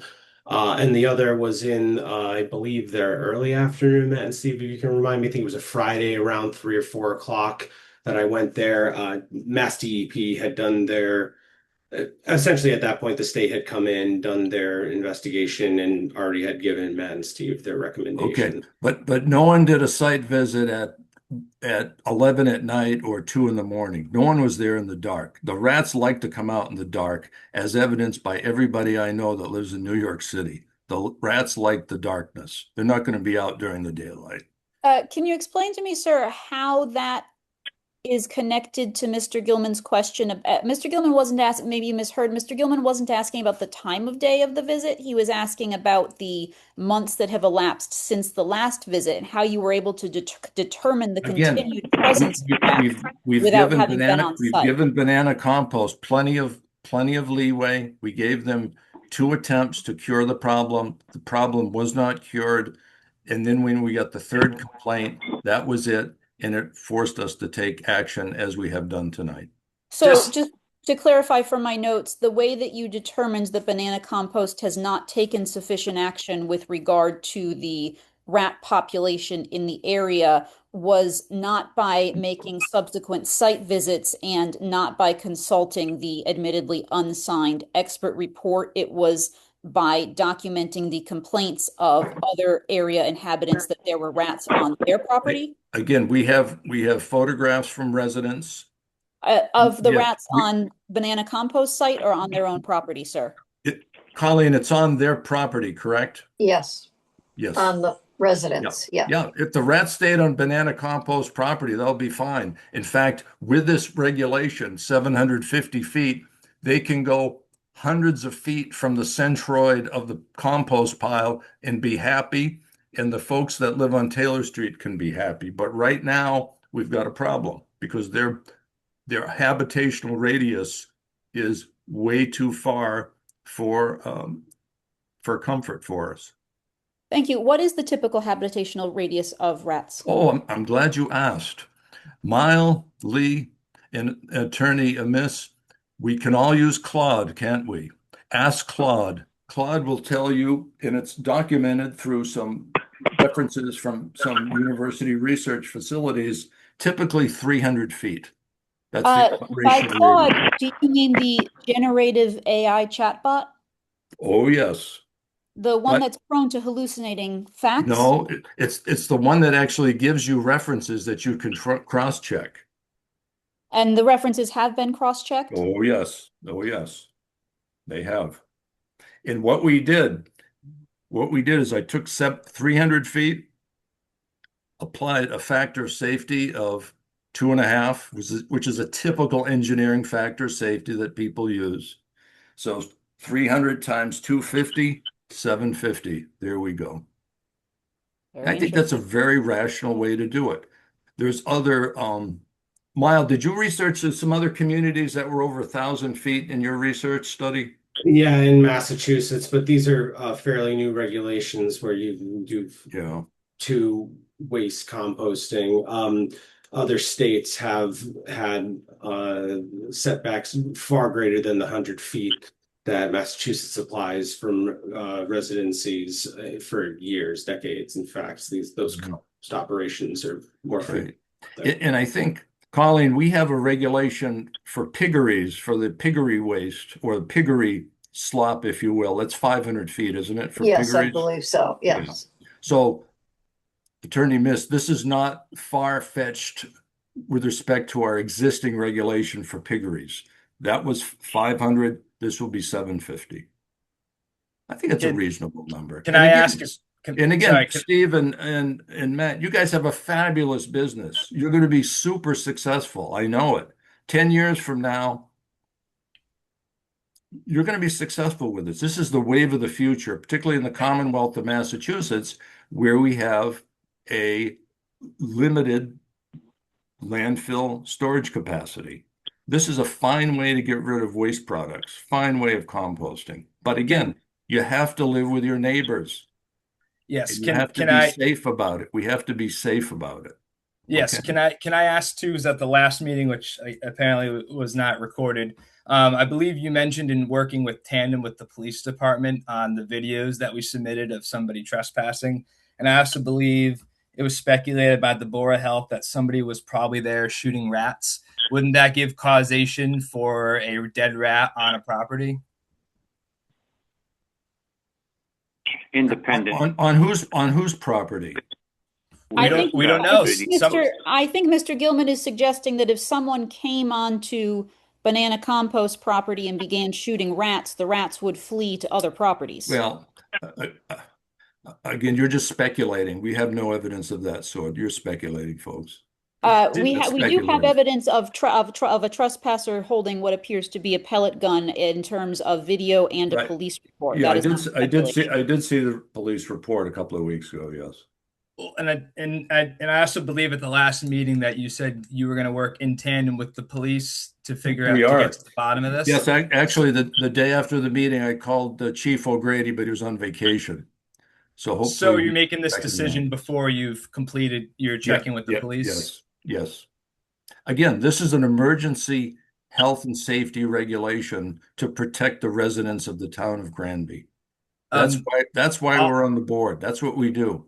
Also, so there was an email sent, it looked like from the Board of Health to the Planning Board, I believe on August 5th, stating that we had an infestation. Is that not when the emergency was declared? How could you have declared that we had an infestation 20 days ago and now you're saying you're declaring it today? No. The declaration, it took a couple of weeks to write the language for the regulation. That was the point. But wouldn't an emergency mean that you would want to handle the situation as soon as possible? But we have to handle it in meeting. We handle it in meeting. Tonight's our scheduled meeting. We can't handle this outside of meeting. But this was August 5th. It was stated in a letter that we had an infestation. And to our knowledge, we haven't had a site visit to determine that. Well, again, we have sufficient evidence from credible neighbors that there is a rat infestation in the neighborhood, and we need to have this stop. I'd like to say as well, so I watched the May 19th video today, and it looked like there were multiple neighbors complaining about rats, and I did a public records request, and I only found one neighbor that had sent an email. Have the other two neighbors sent in a complaint since the May meeting? Colleen, do you have any information from other neighbors? I think the emails I received were just what I sent to him from that one neighbor. So can we argue objectively that if 3 neighbors were complaining and now that only 1 neighbor is complaining, that is improvement? I don't think you could make that. I don't think you can connect the dots that way, Matt. I think possibly the other neighbors say it is being taken care of. We've alerted the health department. We've complained once. We're certain that things will be taken care of in due time, and here we are tonight. So can I ask the gentleman from the pest control company, because the argument seems to stem back to the setback distance of 750 feet. Can the gentleman from the pest control call me or estimate what distance statement of rats on neighbor's property should be, or what Sorry, the your CC. audio is cutting out. I can't quite hear you. I'm not sure if it's on Yeah, my end or if yours. you could rephrase that, Lee, please. Thank you. Yeah, how we think that the circumference of a rat population is roughly a 300-foot area. Is that something that you would concur? Rodents will In your tend to nest and burrow where they nearby a food source where they feel comfortable. Yeah. They would typically travel for mice. It's usually 20 to 30 feet from a nest in search of food. I would imagine rats may be a bit greater. You know, relative to the increase in size of the animal. So, being uh, a license, I'm a licensed pest applicator, not necessarily specifically a rat or rodent specialist, but based on my experience, I would say that a rat would reasonably travel, 40 to maximum of 60 feet from their burrow in search of food. Hundreds of feet, I would say, would be excessive. So the 750 foot, that number is the only number that I've really heard that's Again, been thrown out. Harrison, we already have a number associated with piggeries of 500 feet. This is 50% larger, a 50% larger radius than the piggery regulation. Again, we've applied a factor of safety. And again, everyone's free to do their own research as to what they believe the habitation radius are for rats. But the research that I've done on several different platforms all suggest 300 feet maximum. Hey, can I ask I a would question? say that would be maximum. And Yes. I'd like to ask a question real quick. So if you're thinking that the rats are coming, from our compost site, where in your theory there's food and shelter and whatnot, what would make them want to venture 250 feet away where there's no food or shelter for them? It's the same reason that humans leave their home once in a while. Again, but why? I think that rats are worried about. I think they're worried about getting eaten by predators and other things like that. But think about it. If you're bringing mechanical equipment in to dump new material, and you have front end loaders and backhoes and dump trucks, don't you think the rats are going to want to get out of Dodge while those devices are on site? Didn't you say that rats are nocturnal? So wouldn't they be sleeping during that time and they wouldn't notice what we're doing? We didn't say they were nocturnal. We suggested that was their most active time of day. I think Mr. I'm not sure if I'm pronouncing this correctly. I'm sorry, Mr. Shaheen said that the reason for not doing any follow-up site visits was that site visits could only be conducted in the day, and that there wasn't really any point to that. I'd say productive site visits would be most productive during the nighttime hours or dusk or dawn. Right, and again, in order to see rat activity, one would have to be there for hours and hours and hours and hours on end. Would that counteract an infestation though, if you had to be there for a very long time to possibly see a rat because or they would typically be burrowed underneath their food source. They burrow underneath that pile. You folks know that. The burrows I observed were not in the pile. They were in the more wooded section. Also, too, sorry, Harrison, I'd like to point back to, didn't you say just recently that if the rats had stayed on banana compost site that it wouldn't be an issue? But now you don't want to go do a site visit to see them. Would you go do a site visit at, a neighbor's to see if they have rat activity at night? That's the evidence we've received from the neighbors, Matt. Is what? Matt, Colleen, we have photographs from the neighbors showing dead rats on their property, correct? Yes. Okay, that's Were all we need. those verified? Was there, and I know there was a claim of burrows as well. I didn't see those pictures. Did the Board of Health decide, did they verify if there was any burrows on the neighbor's property? The photographs suggest that. But I don't think you have You're the right, though, photo Matt. of The the burrow. photographs could be downloaded off the internet. They could be taken anywhere, couldn't they?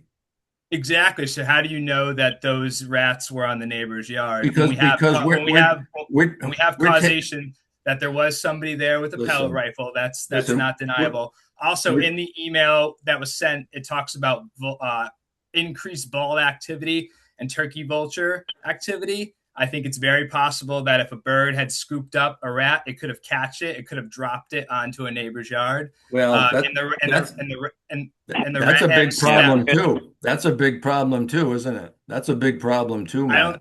I don't think we can control a bird catching a rat Well, and listen, where it brings if it. we have don't this know. 750-foot setback, that provides a pretty good factor of safety. So hopefully, if the bird picks up the rat near the pile and flies 500 feet away and drops it, at least it will be still several hundred feet from a dwelling. But again, I that's think the reason actually, that we're invoking, that's the reason we're invoking this 750-foot setback.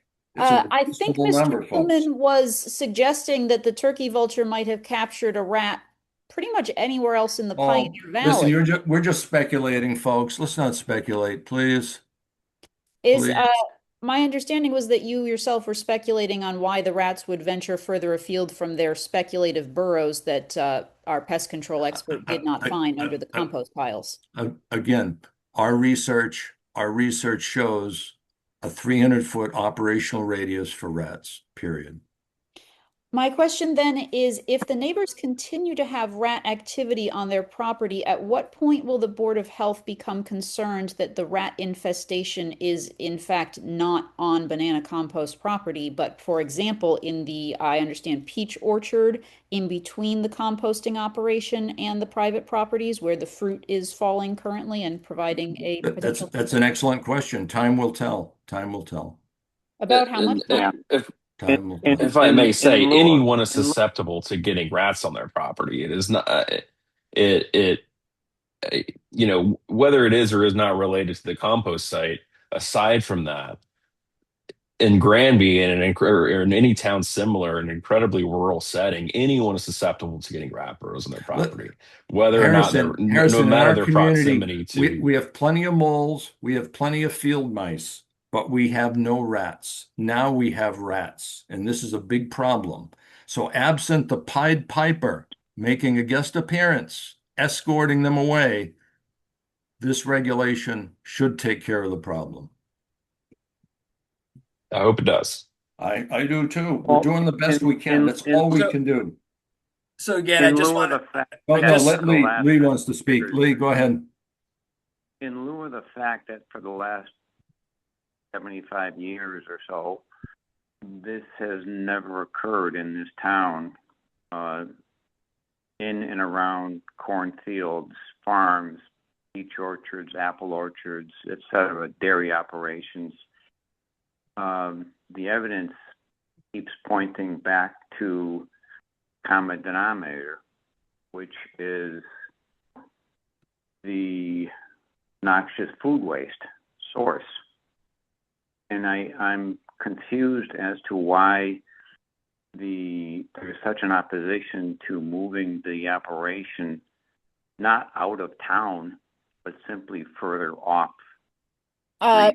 I think I can speak to one reason for that. I'm given to understand by Mr. Gilman that his site on Red Fire Farm, functionally a much larger setback than he currently has, does require him to move out of town. He's about 350 feet, is that correct, Mr. Gilman, back from the neighbors at this point? And further back from that, he encounters swamp that it would take a massive capital outlay to burn. Ma'am, I disagree with that. I'm also on the Conservation Commission in our community, and I looked at the wetland resource mapping of this particular site. And it appears that they can make the 750-foot setback with a simple RDA permit, a level 1 permit, request for determination of applicability, which would be readily available through the Conservation Commission, which would allow them to site this project within the 100-foot setback off of a bordering vegetated wetland. So I don't see any problem there. Mr. Gilman, is that consistent with your information? Well, I would say this. Yeah. So, in speaking with Ryan, who has been working and owned that land for, I believe, 20 years plus, he stated that there are some trees and then there is a swamp area in the back. He said the drainage is very poor, That's which right. is why he doesn't farm. Which is why he doesn't farm the area. So that would be very, very challenging for us to get our truck back there. We'd have to build a whole new road. So not a conservation issue with the wetlands, but simply the swamp being too difficult for their business to access and work with. Ma'am, I don't believe that is true. I believe there's enough upland area to allow the 750 to be affected on that particular parcel of land. But again, that's not our issue. The issue is these folks have to move their facility 750 feet away, whether or not they do it on Red Fire Farm / Hatch APR property, or they do it on another parcel in town, or they do it. And I think, Matt, you were saying you were securing some land on the Ludlow line, one of Naraki's properties. Is that true? Yes, that was something we were pursuing. May I ask, do you consider our operation to be agriculture? No. Okay, it's commercial. It's commercial. In a meeting earlier, Miles said, "I really sympathize with the efforts of farming when talking about our composting and making us move." There was also another instance where you noted that you spoke to Ryan's compost operator, which, in my opinion, designates that showing possession that we are part of the farm. We do compost and manage all of their farm material as well, and the compost that is made. As well, but again, you're taking out of town product, and it's a for-profit operation. That's the difference. That is really a determination for the zoning board, if I understand correctly. Well, I know, being from Michael Pill's office, I know that's your bailiwick. But again, the point is that this health department has determined that this is an imminent health hazard and it has to be dealt with swiftly. And Banana Compost has 30 days to obtain a permit from the health department. One more thing, and I believe it was the last meeting or maybe even the 28th. I believe you stated that we had an imminent health emergency back then. Why did it take 4 weeks to figure out if it was a true emergency? Wouldn't you have come and done a site relatively soon? Wouldn't you have determined what was going on? And wouldn't you have regulated us then? Matt, we had to craft the language. We had to talk to town council about this. We had to do some research. It takes time to enact a regulation, even an emergency regulation. But if you were concerned with the health of the community, wouldn't you have wanted to do this as soon as possible? We have done it as soon as possible. You have to follow the proper steps and procedures, which we've done. I think that we should, I appreciate the discussion. I think we beat this topic into oblivion. I think the board should move to vote and get this enacted. Okay. Lee, do we hear a motion to approve this? I'll make a motion to approve the emergency regulation effective August 25, 2026. Mile? I second it. All in favor? Aye. Opposed? Aye. That's it. Okay, folks, thank you for attending. Appreciate your concern. But again, we will be enacting a permanent comprehensive regulation at a later date. But at least let's get the ball rolling. You have a great business. Let's work together. And I'm sure everyone's going to come out being happy on this one. Okay. So, sorry, go ahead. Go ahead, Kathy. I was just hoping that the board could confirm for us that proper notice will be not just published, but sent to all interested parties of the permanent regulation. It will. Colleen, will you make sure that happens? Mhm. To return Yes. this, please. And Thank you. I'm just curious as well. I know Colleen said she received my email, but I sent an email 5 days ago, sort of explaining why and what. And did you get the email? Matt, I get 200 emails a day. But And look, this, but what this, I actually request a lot of my clients, I do the same thing. If you're going to send me an email, please telephone me and alert me when you will be sending the email, because it just gets jumbled in with all the other stuff, and half of them end up going to the spam filter.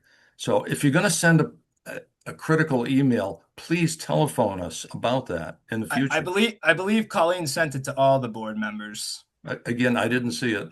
I didn't see it. Well, Lee, Mile, did you Yeah. get the email of the information that I requested? Yeah, sure. Can you provide the date, please? Yes. Yeah, It if you can send was, it I on. believe, August 19th. That was 6 days ago. Yep. Maybe it was Okay. the 20th. Let me double check. Yeah. No, But today's it was well, just simply is again, in good faith, we've kind of done a lot in this situation to abate the issue without really getting any written notice from you. So that was sent on Thursday, August 20th at 7:27 a.m. okay. So So yes, again, I to was answer just your question. I did review that email. I feel that the majority of what those questions were you asked tonight, you asked very good questions. Thank you very much in terms of documenting and making sure that everything's being communicated to you. We will be sure to do this moving forward for the permanent regulation going in place. again and again, just why didn't you do a site visit a month ago when you had a complaint? It wasn't determined at that time by the board that we needed to generate another on-site visit. But that's when you determined it was an emergency, though, But right? Correct? we July 28th. again we obtained evidence from credible people that live across the street. Why would they be lying about this? Doesn't make any So sense. so in Granby, anybody can take a picture of a rat on their property and say it's their neighbor, and you don't verify, you don't check, you don't. And again, the site visit that we had in May said that we did not have a rat infestation. I'm just trying to connect the dots Okay, of how we no, went from I no rat I hear what you're infestation saying, but again, we have enough without we a have site enough visit. evidence. We've had enough evidence from credible neighbors to Which force I us think to. it sounds like it's a singular neighbor. Well, it's at least three. It was at least three, man. Right, and two of the neighbors have not complained in 3 months. So I would imagine Well, that if they were again, still as I having was rodent saying problems, earlier, I think the other two were relying upon the third neighbor to carry the ball on this, which they've done. Has the board followed up with the other two neighbors to determine if their silence indicates that they are waiting trustingly for the board to handle a problem, or if they are satisfied that the problem has abated itself? That's a good question. We can do that. We can follow up on that. We'll do that. Okay. It's 9 p.m. Lee, in the spirit of yourself, we voted to approve. Thank you, everybody. Again, we want to work together with you. I'm sure we'll see you again. It's great that you brought counsel on board tonight, Matt. And let's move forward and get this done, okay? okay, sounds All good. right. All right. Thank you. Thank you so much. Thank you. Okay, folks. Okay. So That's that. got our That took an list. hour. No, actually, we started at 8:18 and it's 9:02. So that took about 50 minutes. All right. So let's shift gears into our laundry list. Meeting minutes from last meeting. Lee, Mile, are you okay with the minutes? Yes. Lee? Yeah. Oh, okay, I am too, Colleen, so the minutes are good. Okay. Yeah, let's look at your timesheet.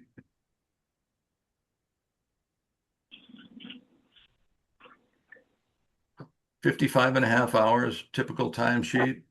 Mile, Lee, are you good with Colleen's timesheet? I am. Thank you. Oh, we are Yes, too. thank you. Thank you. Okay. Thank you.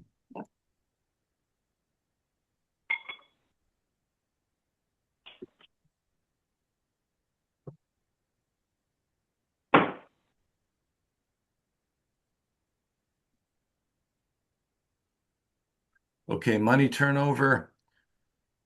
Board of Health permits, licenses, fees, 520 came in, 510 as checks, $10 in cash. Do we accept that? I do. Thank you. Okay, thank Yes, you. yep. Thank you. Okay. Oh, there's a certificate of compliance, Lee, from 26 Green Meadow. Yes, Keatsa property, new tank, new D-box. Yep. Okay, everything's good there? Yes, fine, thank Okay. you. Mile, you good with that one? All set. Okay. And then 72 Chicopee Street, the same thing? This is Bobby Sheehan. Oh, yeah, sorry. Yes, yep, That one's good. yes. And then temporary food permit for Church of Christ. Why is that separate, Colleen? Wasn't that included with Dennis Doucette's project? Yeah, that's that's the church's food table, which they do every year. Yeah, Oh, that's that's the women of, that's the women of the WOTC. church. Yeah, that's the I one. gotcha. Yeah, I gotcha. yeah. Okay. Okay, now we have a new complaint. Odors on New Ludlow Road emanating from Northeast Paving. So the dumb question is, what sort of odors did the complainant describe, Colleen? She couldn't really describe it other than to say it was very unpleasant, and it seemed like it was coming from the paving company, and she was worried that it might not be um, healthy to be breathing. But so was it oil based smell, or was it a garbage based smell? she took it that it was from the paving company. Okay, So it's well, I would again, say the oil. yeah, well, that's the nature of that business. That's Yeah. and I'm guessing, was it early in the morning on a foggy day, or was it on Yeah, an afternoon? I don't know, but it's something that she hasn't smelled before, and she does live in that area. Okay. Yeah, if you could ask her what time of day she noticed that smell, that will Oh, go okay. along. Yeah, because typically if you get an inversion and it's warm in the morning with fog, that stuff tends to linger around. Okay, so maybe it was isolated. Yeah. Okay. But we'll keep it on the radar. Okay. Okay. Okay, building department app, 193 Amherst Street. I signed off on that on the portal. 13 West, 11 Phillip, and there was one other one, 8 Grandview I signed off on tonight too, Colleen. Okay. Okay. Oh, the other one, Lee, Mike Petrus as well on Bachelor Street. What's the latest on that one? He actually called me today. I'm digging up a copy of his print. There was a piece of Schedule 20 pipe in the driveway, which I don't know how it got there or why, but he said it's an errant marker, which I took as a test pit hole. So I'm going to get a print from him dated August 3rd and review the data he has over the original test pit holes, and I've got some telephone poles to use as a reference point. And at that point in time, I can get a hold of Brian from the well company to come down and verify get this moving forward. He was in Portugal for a couple of weeks, so Well, Mike told me he was going to go to Portugal on vacation. Yeah. Yeah. So we had no way to verify why that piece of Schedule 20 pipe was sticking out of the ground in the wrong place. But again, Lee, that was a good heads up on your behalf. Congratulations. That was a good heads up. Well, I didn't want to have somebody drop $10,000 or $12,000 into a well, which was in a poor location. That's an expensive mistake. Right. Very good. Thank you. You know, we should be okay. Yeah. Okay. All right. And I've got a little note here for Barton Street, but we've already discussed that, so I think we're good. Yeah. The next meeting is supposed to be September 8th. That might be the second Tuesday. Well, I know it is the second Tuesday. So is that your conservation meeting, Bill? Let me take a look.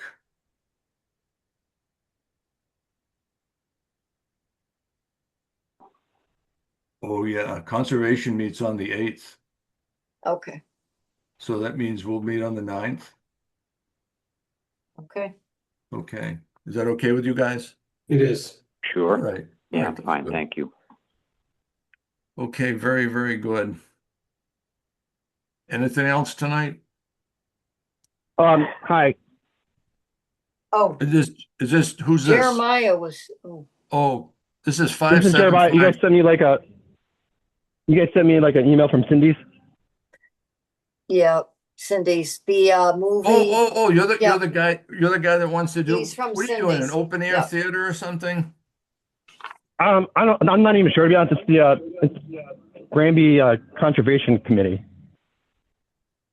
No, But yeah, no, it's like an outdoor movie night. No, this is the Board of Health. Yeah, I know. You guys sent me the Zoom for meetings here tonight. Oh yeah, okay, yeah. So the question is, what are you actually doing over there? So the Granby Cultural Society is having a free movie night for like the town, I guess. And they asked me if I could host it or if they could do it on my property. I'm like, yeah, I don't care. So the question is, are you having a big projector in the back that 1,000 people can see, or is it inside the No, I'm building? pretty sure it's probably like a 20 by 20 screen. There'll probably be Well, like 40, 50 people maybe there, or 60. that's still a pretty good. So the question I had is, how many toilets do you have at the place? We have the outdoor porta potty. Oh, how many do you have? We have one. Mile, did you take a look? Did you do a little research on this? Yeah, I looked into more. You can take up to 50. Typically, if you have 200 people, having a minimum of 4 is the best. 4 to 6 is probably the safest. I'm sure, and you could tell us more just on Cindy's on a busy night. How many people you think are out there and might possibly be using a porta potty? I mean, on a busy night, 300, 400 people. So, and you only have one toilet for 400 people? Yes. Do you think people are going to the bathroom on the ground? I don't think so. I mean, I've never seen I don't think so. I don't know. Lee, what do you think? Possibly people do all sorts of crazy things. So, yeah. You know. Lee, what do you think of one porta potty? I don't see how they couldn't be using what nature provided them, given the number of people and the time frame and so forth. That's just my opinion. I don't have any data to back it up, but it doesn't make any sense that one unit could handle that volume. That would be like putting, one toilet in a 250 person office building. It just wouldn't work out. But no, anyway, but these people aren't here for 8 hours a day. They're here for 20 minutes and they leave. Have their ice cream and melt and they go home. Yeah, but not with the movie. It's going to be a 2-hour movie. Oh, no, the movie. Yeah. I mean.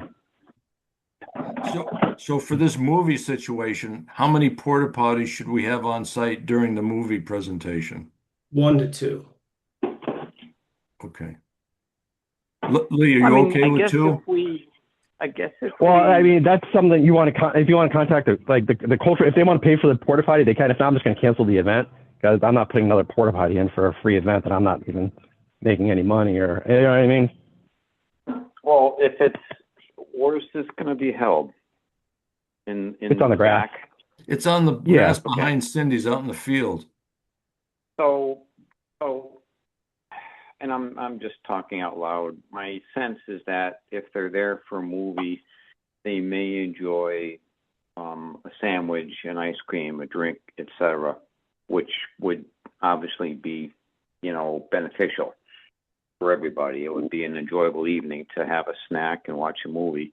So there could be a small uptick. I don't know in business. I'm just talking out loud. Well, we did a move. They did a movie night a few months ago, and 20 or 15 people showed up. So 15. Okay. I mean, if you want to gauge it, I want everyone to, have a good time, but not be inconvenienced, of course, any more than you do.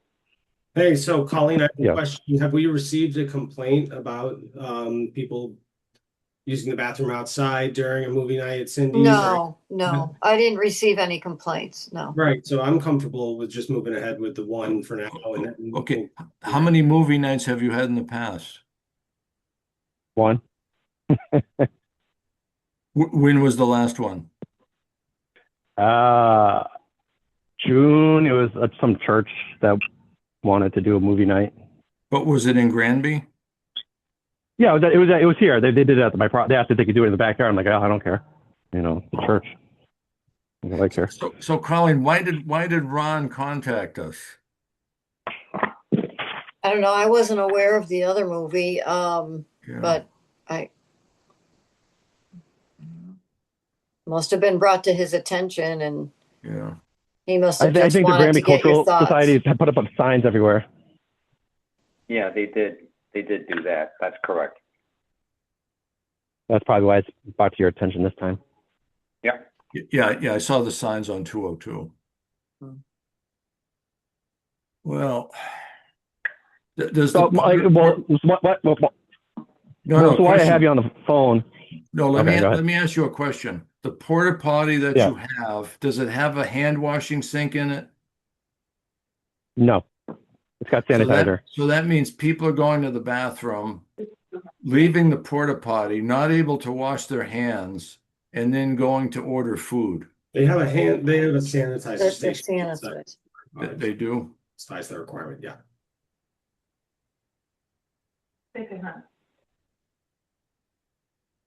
Okay. Lee, are you okay with one porta potty?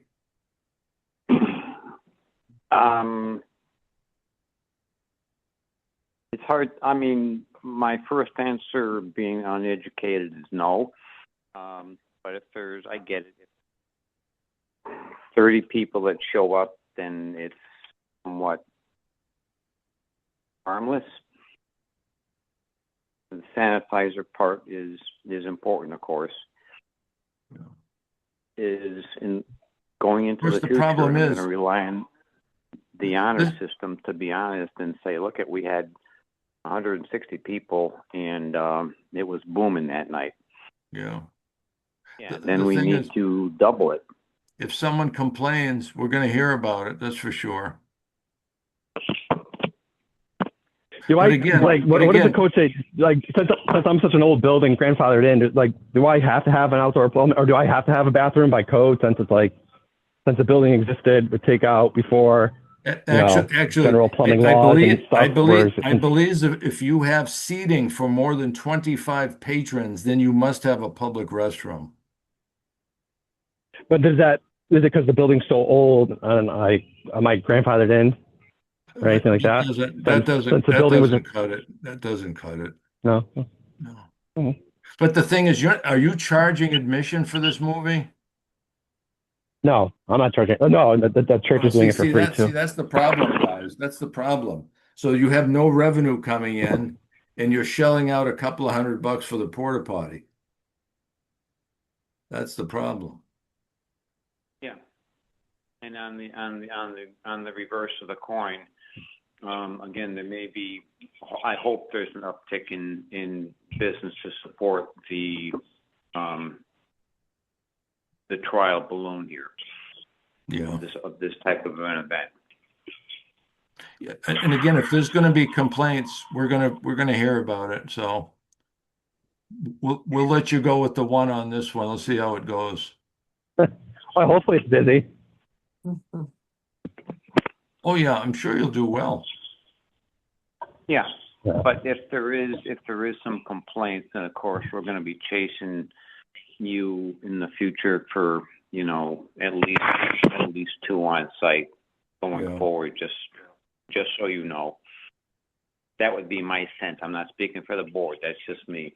Yeah, no, you're right, Lee. I agree with you. Okay.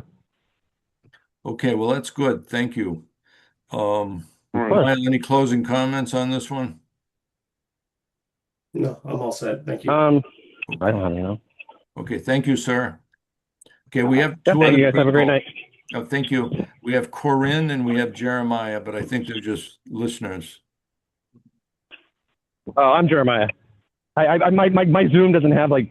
Oh, Zoom I doesn't see. work on my Oh, laptop, so I called. okay. You're all right. I got So I you. called in. So I called in on there, and I I wasn't got sure. you. I've done that before too. Okay, thank you. Sorry. All right. All right. Have a good night. Thank you, guys. Okay, thank you so much, Jeremiah. Bye. You too. Okay, Bye. folks. As my battery is down to about 8%, this is actually, oh yeah, my battery is down now. Okay. Hey, very good. And we'll move forward and we'll see what transpires in the next 30 days. Okay. Okay. Yeah, more to follow. Yeah, okay. Okay, hey, thank you, everybody. All right. Thank you, folks. Have a good night. Yeah, I'm gonna stop recording now. Thank you. Do you want to stop recording to the cloud? Yes. Go ahead, So- Miles.